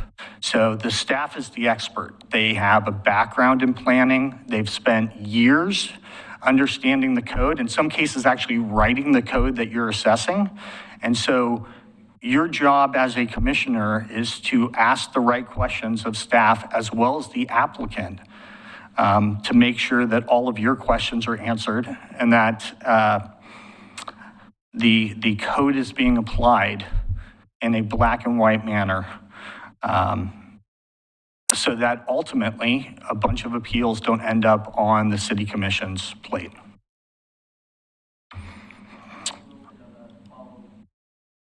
Absolutely. Follow up to that one, and it's a question that I have had to ask myself. So you have been on, as I like to say, on one side of the counter in your role as in the development world, and this role is not that. So could you address that from the standpoint of the policy, and how would you look at that using your experience, but yet you've got to kind of put that over here. And like I said, I've asked that question to myself because I've been on that side as well. And it's a different role. Understood. Yeah, great question. Obviously, we're looking for clear and objective standards. So whether you are applying the code from this side or from that side, if the code is written well, if it is supportive of the comp plan, then which side you're sitting on really shouldn't make a difference. So I am working with a planner, right? So if I'm working with Christina, it's Christina, how do we best abide by this code? And on that side, the question is, has the applicant abide by this code or not?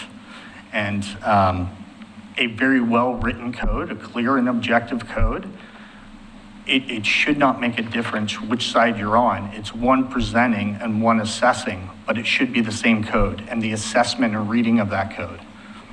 Yeah. So when I was talking about different sides, I don't mean taking sides. I meant just. No, Yeah, understood. you said, Are okay, you perfect, the yeah. applicant or are you reviewing the application? Well, it's policy versus actual, so. Okay. Yeah, thank you. Did that accurately Yes. respond? Yeah. Okay. What types of decisions does the planning commission get involved in? So table 1750-030 does a great breakout. The way, like when people ask me, the way I typically describe them is type 1 is over the counter. So not all of them are over the counter, but it means that there's not a lot of assessment involved. Type 2 is staff. Type 3, that's when the planning commission is involved. And then type 4 is the quasi-judicial, which is you. There's actually a fifth one, which is the expedited land division. And yeah, I was doing some research on exactly how that applies because I haven't had a lot of experience with that specific decision type.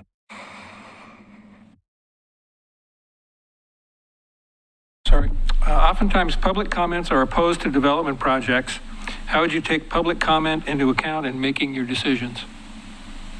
So this is a really tough one because everybody wants to be heard. Everybody wants the opportunity to feel like their input is being listened to. And ultimately, if the Planning Commission is not listening to everybody who has an opinion, it's probably going to end up in front of you guys in one way or another, whether it's an email, whether it's an appeal. I mean, depending on how much cities are handicapped by the state, normally it would be elevated to your level. So, but the truth is, a planning commissioner is reviewing code. They're reviewing the findings of the staff, and that is what they should be assessing. So they can listen to, hey, I'm concerned about the traffic generation from this particular project, but if a TIA has been done and the proper mitigation has been done, then it's the job of the Planning Commission to listen and understand the concerns, but those concerns cannot apply to a clear and objective standard. Thank you.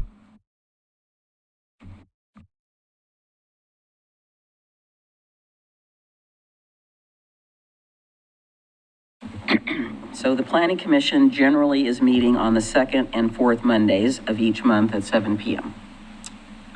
That would be a requirement that attend all and any and work sessions and whatever else is going on, plus training. And you're able to do that?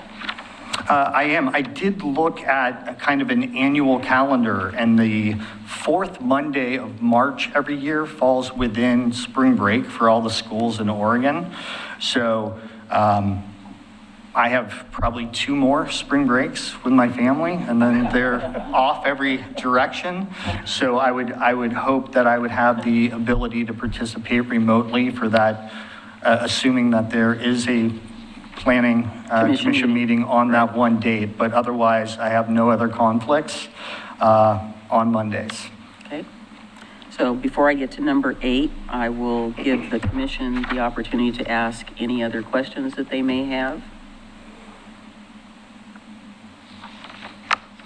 So probably have one for our staff just quickly because I didn't have a chance to finish researching this, but I know that one of the things that we have been, the commission, I say we, when I'm talking generally the commission, that we want to make sure that we have a broad representation, and we have no more than 2 people from any sort of industry. So this person does not have that conflict. We would have somebody already in the development business on the planning commission, economic development, local government, and I forgot what Trace does, unfortunately. I had looked up his resume before I left, but I did not get a chance to bring it with me, so I forgot what he does.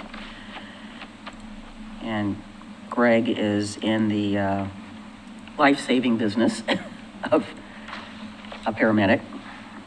So who am I missing? 2, 3, 4, 5. Should be one more. Who's? Yeah, I got her. She's in economic You development. have Victoria, Carla, Brandon. Oh, yes, sorry, yeah. And, yeah, she's not, she does, she's just a generalist, so, okay. It's all good.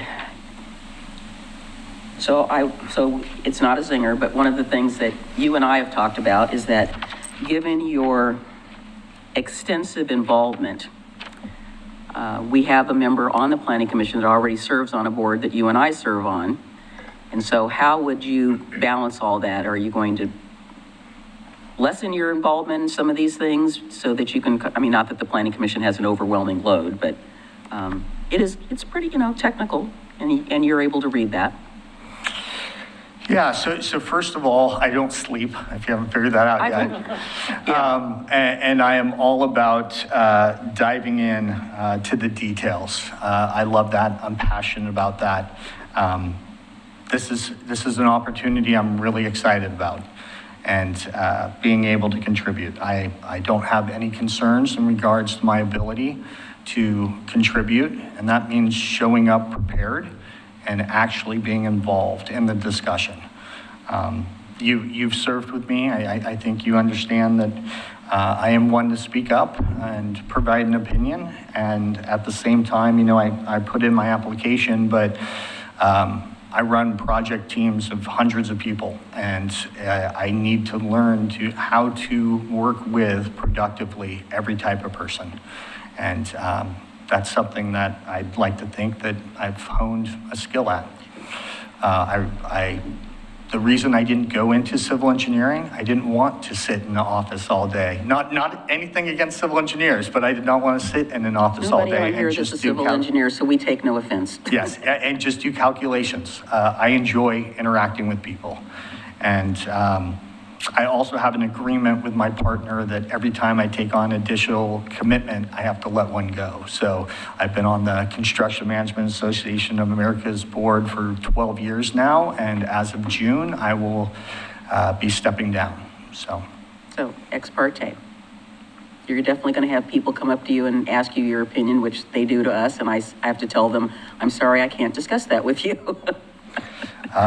Yes, I will have no problem whatsoever saying that.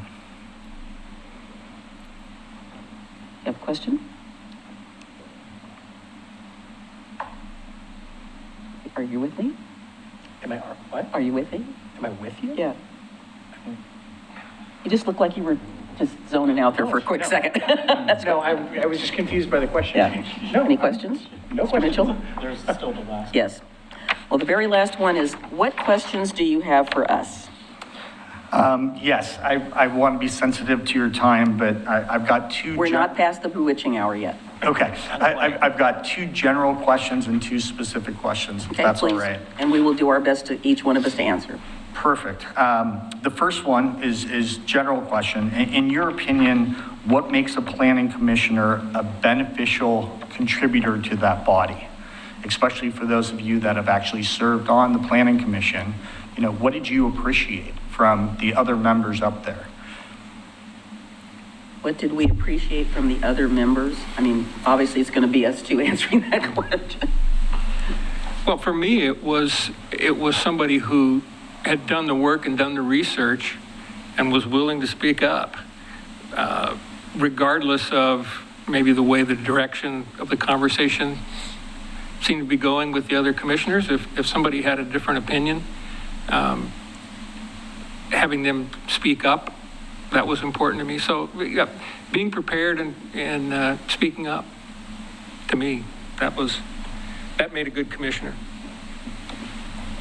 I would probably have to second that. I was very fortunate to serve on the Planning Commission with some extremely dedicated people who were genuinely interested, and we had a fairly heavy workload at the time. I mean, we met regularly. Sometimes we met a third time during the month.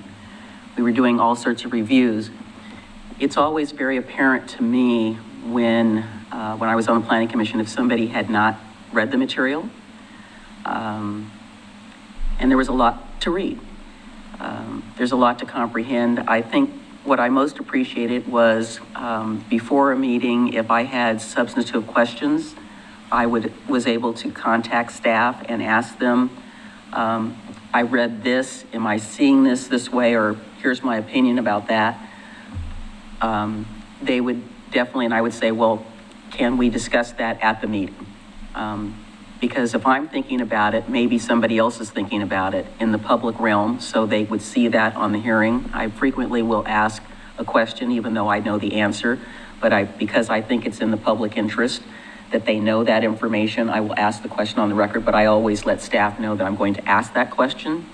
I don't, having been staff, I don't particularly like being blindsided on some big issue. I mean, sometimes there's something I think of on the fly and I say, hey, I need to ask this question.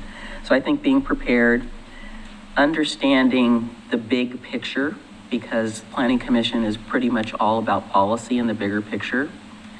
I can't say that we had a lot of appeals.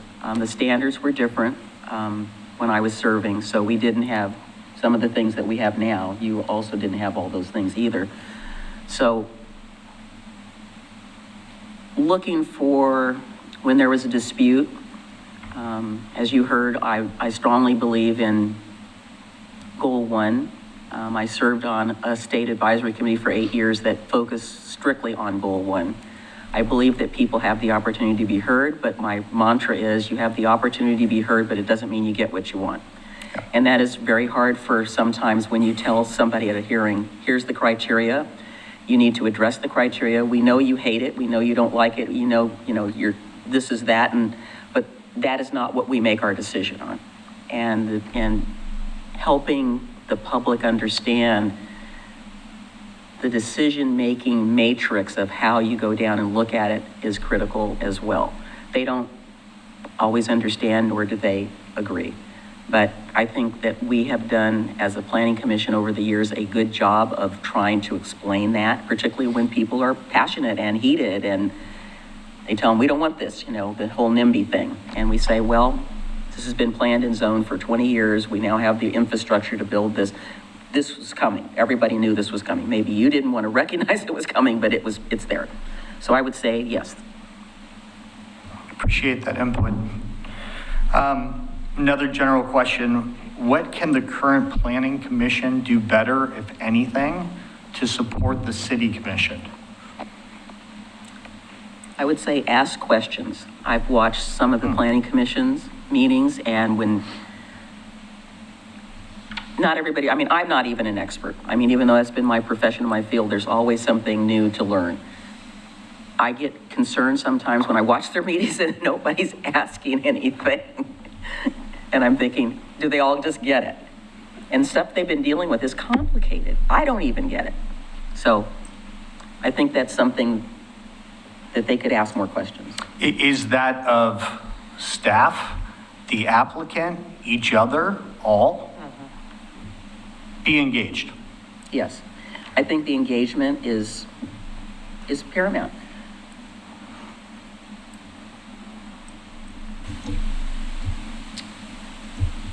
I don't have anything really additional to that. You spoke to a lot of the things that I think are important in understanding how to take public input that might not be following the criteria that you have to do. So I think you spoke to a lot of the things that are very important.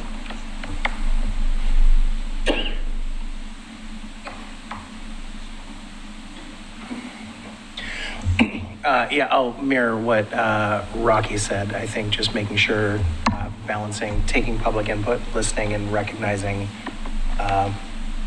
what we can control and what we can't control. Which is less and less. Unfortunately. Right. Yeah. Yeah.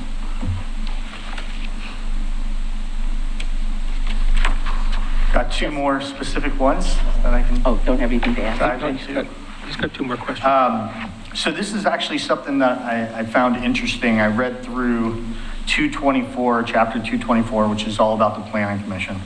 224090, there are 11 powers and duties stated there. 5 of them are related to industrial. I don't know how many discussions I've seen of the Planning Commission that really dived into industrial. Is that something left over from the history of Oregon City? Is that something you hope becomes more of a focus from an employment standpoint? What are your thoughts on the fact that almost half of the roles and duties of the Planning Commission relates to industrial sites and industrial focus? You want to talk a little bit about Yeah, Thimble Creek I and would all say, that? I mean, I would say part of it is probably because of the history, Yeah. you know, with the mill and the working history of the town. But then I think also the point that you make about that is one of our things as a city that we are now desperately lacking and probably does need to be a concern to think about, you know. So I think both of what you mentioned right on the dot. Yeah, I think it's an artifact from a different time, but, you know, it would be great if we could get to a situation where the Planning Commission had work to do in that area, Yeah. promoting industrial, because I mean, residential development doesn't pay for itself in terms of infrastructure, and commercial industrial does. So, I mean, we need more than that. We can't afford to be a bedroom community and maintain a level of services. So, I mean, hopefully we get to a spot where the Planning Commission has work to do in that area. Well, when the industrial zones were created some years ago, we were still working on filling out the red soils complex, which was a big step forward for the city when we purchased the land from the county to do our own development, because we were kind of tired of waiting on the county to do it. They sort of did it, but, you know, they had other fish to fry. And so when we were able to purchase the property from them, there was a real push to get it subdivided, get the road, get all of that. And then when we did the expanded Beaver Creek Road improvements to fix that intersection, that really opened up the area even more so. So that was one task that the Planning Commission had worked on, and then it went up the food chain to the City Commission and so forth, and back and forth. I think we have had less success with the area along Beaver Creek and what's happening out there, and I think that probably no surprise, but the apartment complex that came in across from the high school was completely mind-blowing to me, because I knew what it was zoned. And I said, wait a minute, how come that is there? That was not that way. But I think having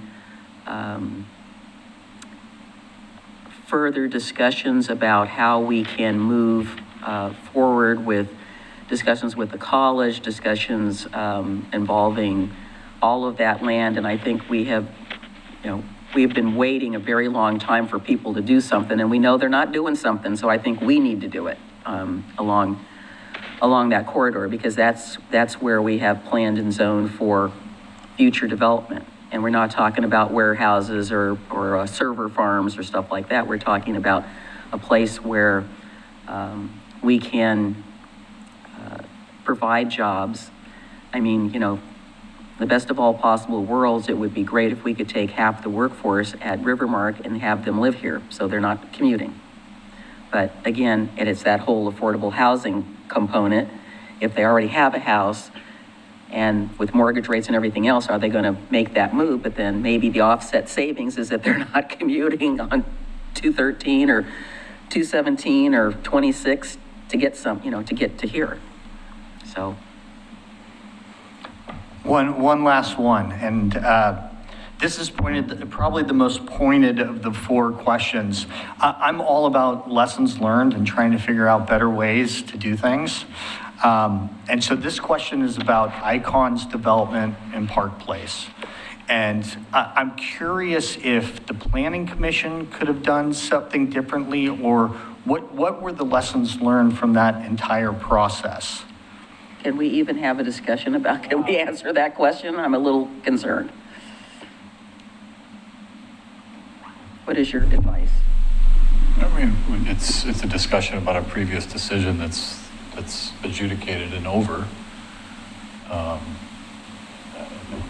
Obviously, Icon is still a developer in our community. I hope you would focus on the process, not the applicant or the product.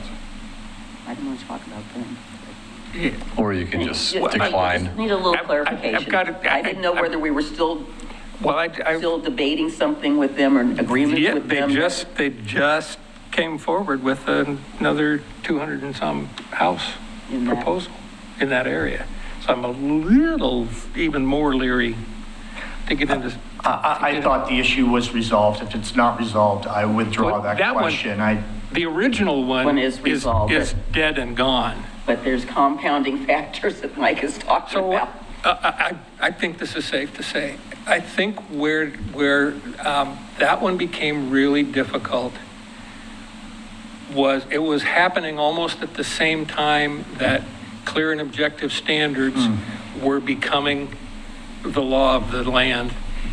And the difficulty that the Planning Commission had was, how do we honor the ideals of the Park Place concept plan when they were not clear and objective standards?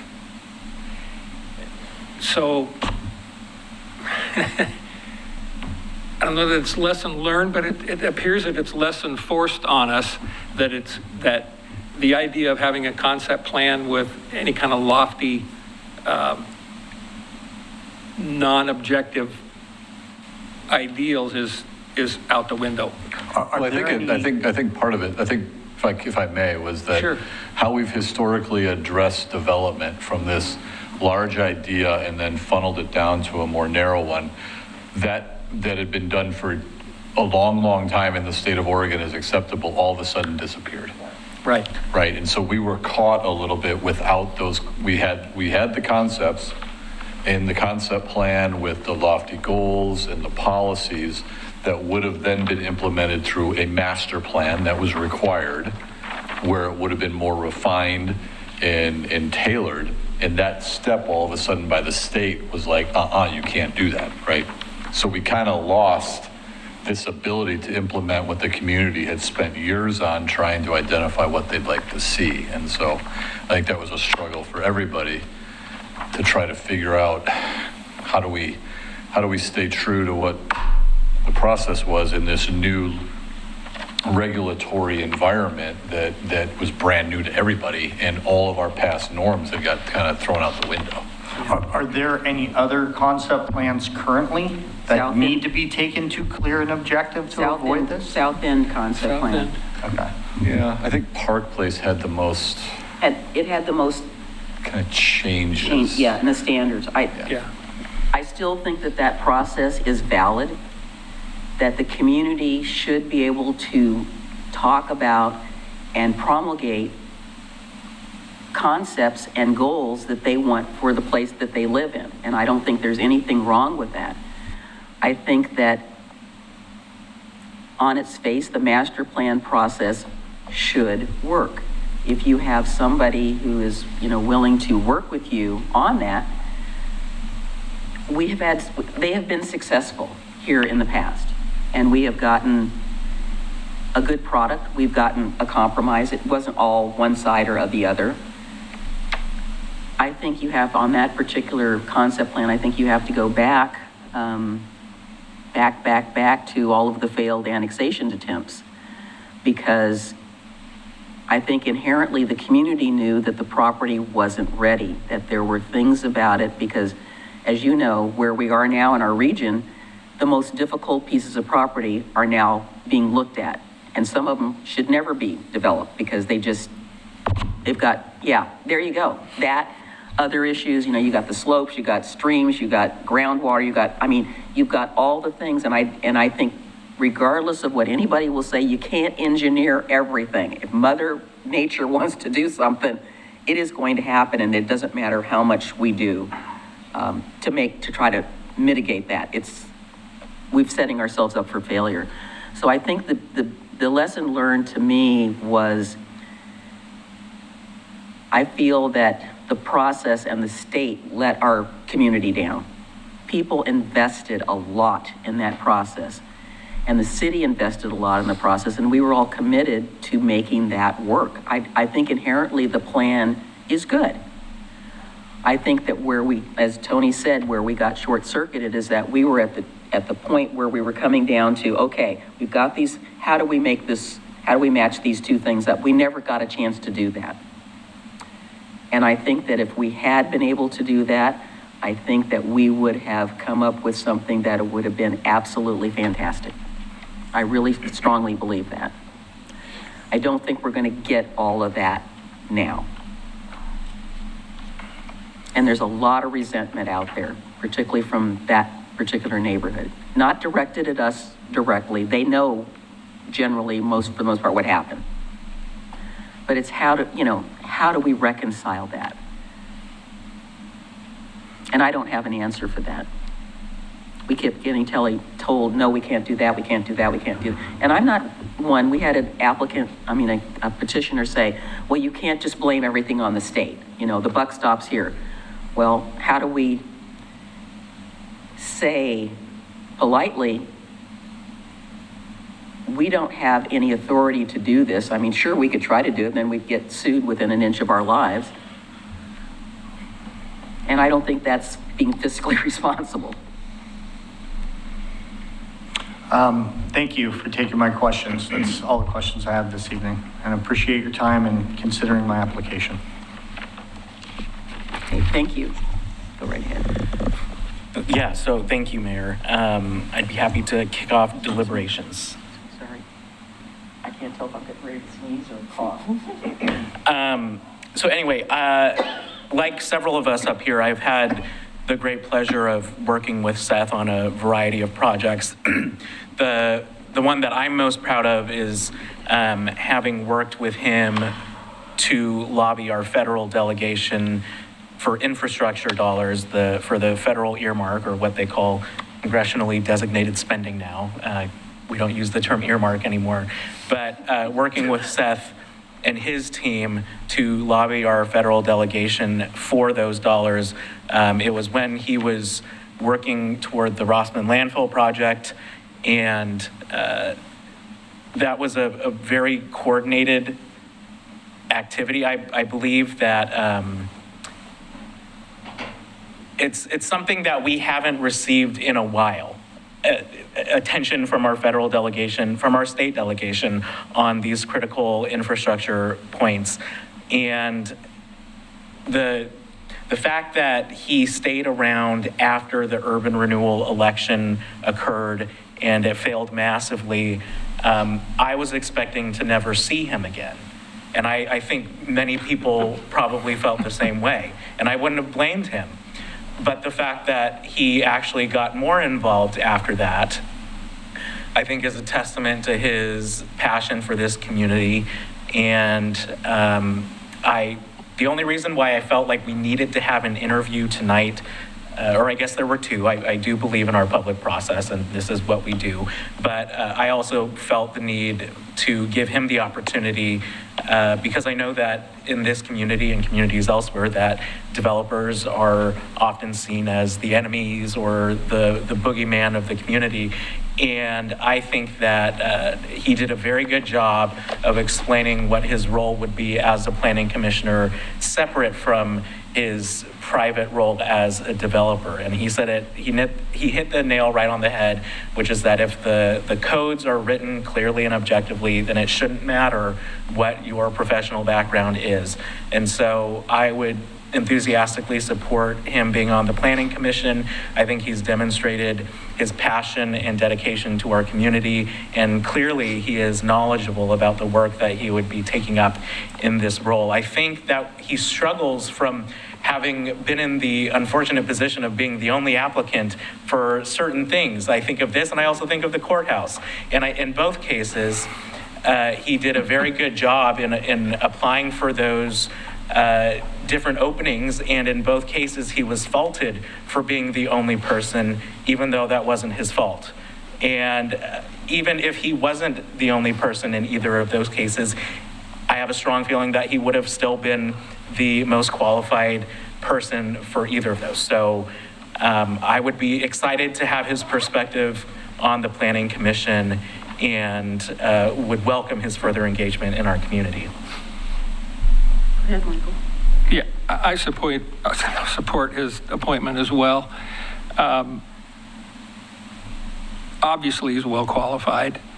I think the two things that maybe I'm the most excited about with his particular background and skills is our Planning Commission is going to be having to do a lot of detailed work on what do we need to do to comply with the ever-shifting sands of the state requirements and how we can make that work for the city of Oregon City. And I think he's got the skill set to do that. But I'm maybe even more excited about the fact that he has dealt with codes and planning commissions in a bunch of different locations. Because I think I've referred to our planning commission, our code before, as it's this balloon, and we've been sticking Band-Aids on it as the leaks in the balloon pop up. But is that the best way to be doing it? Are there other communities that have codes that serve them better, that work more easily from both sides of the table? And I think he can bring that perspective to our Planning Commission, and I'm very much supportive. Pardon me. I would also support his appointment. A year into this, I haven't done a ton of interviews with candidates for various commissions and appointments. I will say, though, that of the ones that I have done, I think that the interview tonight was the most comprehensive, informed, informational, and prepared that I've seen a candidate. So again, would very much support.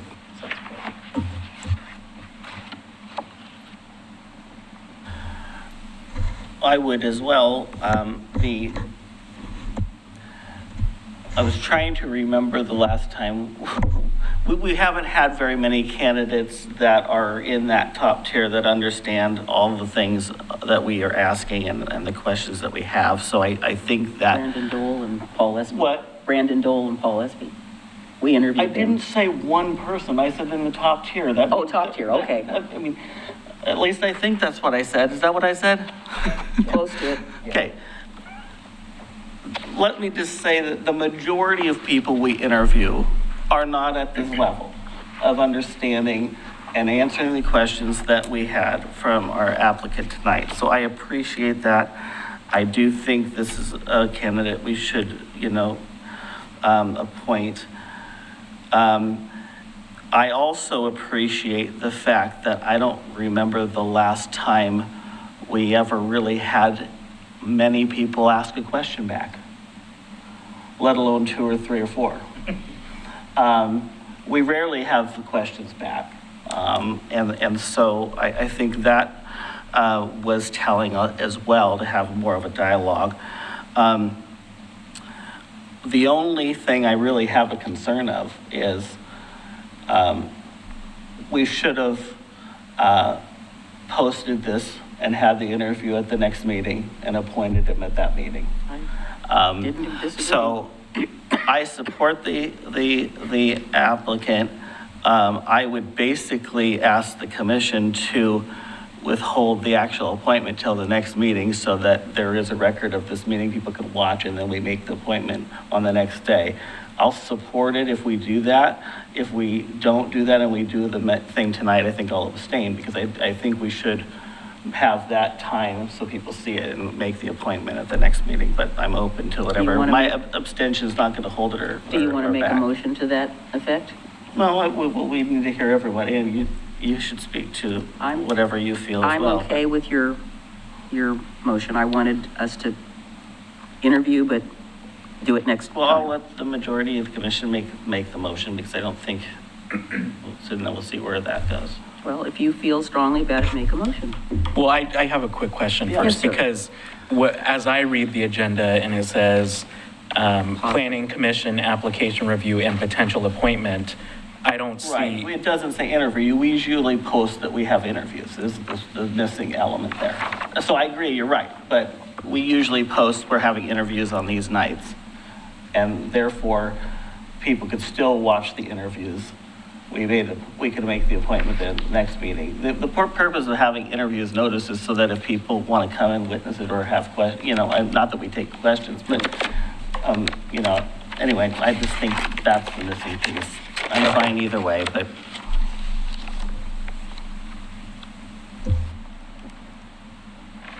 I said, if you want that, make a motion. That way we can vote it up or down. right now we have three that support the application. I said what I felt. If someone wants to make a motion, then I'll choose the way I vote, because I just said how I would vote. Well, I would support you, but I can't make a motion.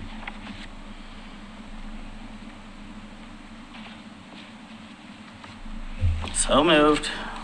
I'll second.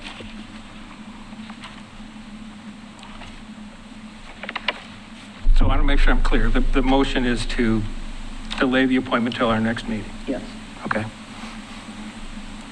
so that the public can have an opportunity to see what we just did. Commissioner Mike Mitchell, No. Commissioner Rocky Smith, Aye. Commissioner Adam Marl. No. Commissioner Scott Wilson, No. And this is exactly why I didn't want to make the motion, because we knew that was going to happen, so don't waste my time. Mayor Denise McGriff. Aye. Motion fails.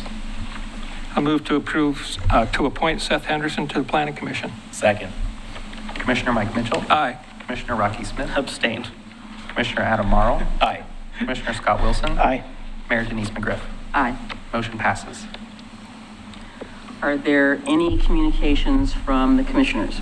We've had communication from the manager, so we know what everything that's going on. Anything?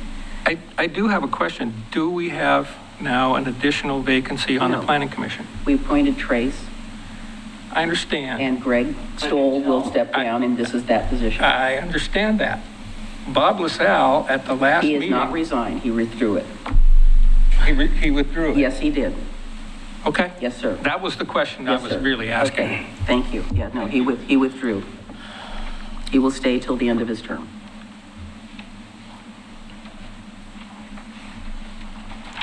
Anything on transportation related that we need to know about? Well, it's looking like the Speaker of the House and President of the Senate are looking to move the vote for the gas tax to the May primary. You'll remember from my last update that there was a Depression-era Attorney General opinion that if something had successfully qualified for the ballot, then it needed to be sent to the ballot, and that the governing body couldn't just rescind it themselves. And there were questions over whether that was still enforceable, and it sounds like that's still the interpretation. And so instead of having the massively unpopular gas tax on the same ballot as the governor who sponsored it, the idea is to disenfranchise the voters in a low turnout primary You don't have an as the opinion about cover that, for do you? that. So, what do you really? Yeah. So that's where we are on the transportation, and that's probably what's going to happen. Nothing officially has happened, but if that's what the presiding officers of the legislature want, then that's what's going to happen. I did get my notice about C4, so I don't know if anything's happened since it's transportation related. Anything with your folks? No, just, I'm sure you're seeing construction on the site for the Carrying Place continues. Still in that communication, a goal of getting up and running end of the year. He said something a little different at one of the neighborhood meetings I was at. Not the one you were at, I was at a different. Oh, okay, gotcha. That may have changed then, but I know that, again, they're proceeding forward, they're making, Yeah. yeah. I don't really think I have anything. I basically gave you a little overview of what happened at the league meeting about transportation, because that's what I was really paying attention to. And making sure that I was aware of getting our point out. I did have an opportunity to talk to a transportation planner with the county, and I asked about the TSP process, and I will be responding back to them to see how we are involved. I did ask the question, is 213 in Redland Road going to be discussed as part of this TSP process? So I got a little, but I said we will be watching. And I did specifically mention about the fact that there were conditions of approval with regard to the courthouse that need to be met. And we are in negotiations. We understand that, but they can't go on forever. Please. Since you bring that up, and since C4 is tomorrow, I just want to make sure that I'm clear from what the city manager had said in the past, which is that as of now, the county has communicated that they will not be including they will not be including their facilities within city limits in the TSP process. That's my understanding of what they've historically done. So this wouldn't be new? This would not be new. Okay. This has been a long practice. What's interesting is that if you look at the criteria for a transportation system plan, specifically for a county, I think to me, it's clear that they do need to account for those regional infrastructure improvements of which they're a contributor to or an owner of. Right. And, I think we will be making that point to them. So hopefully they consider that as they work through this process.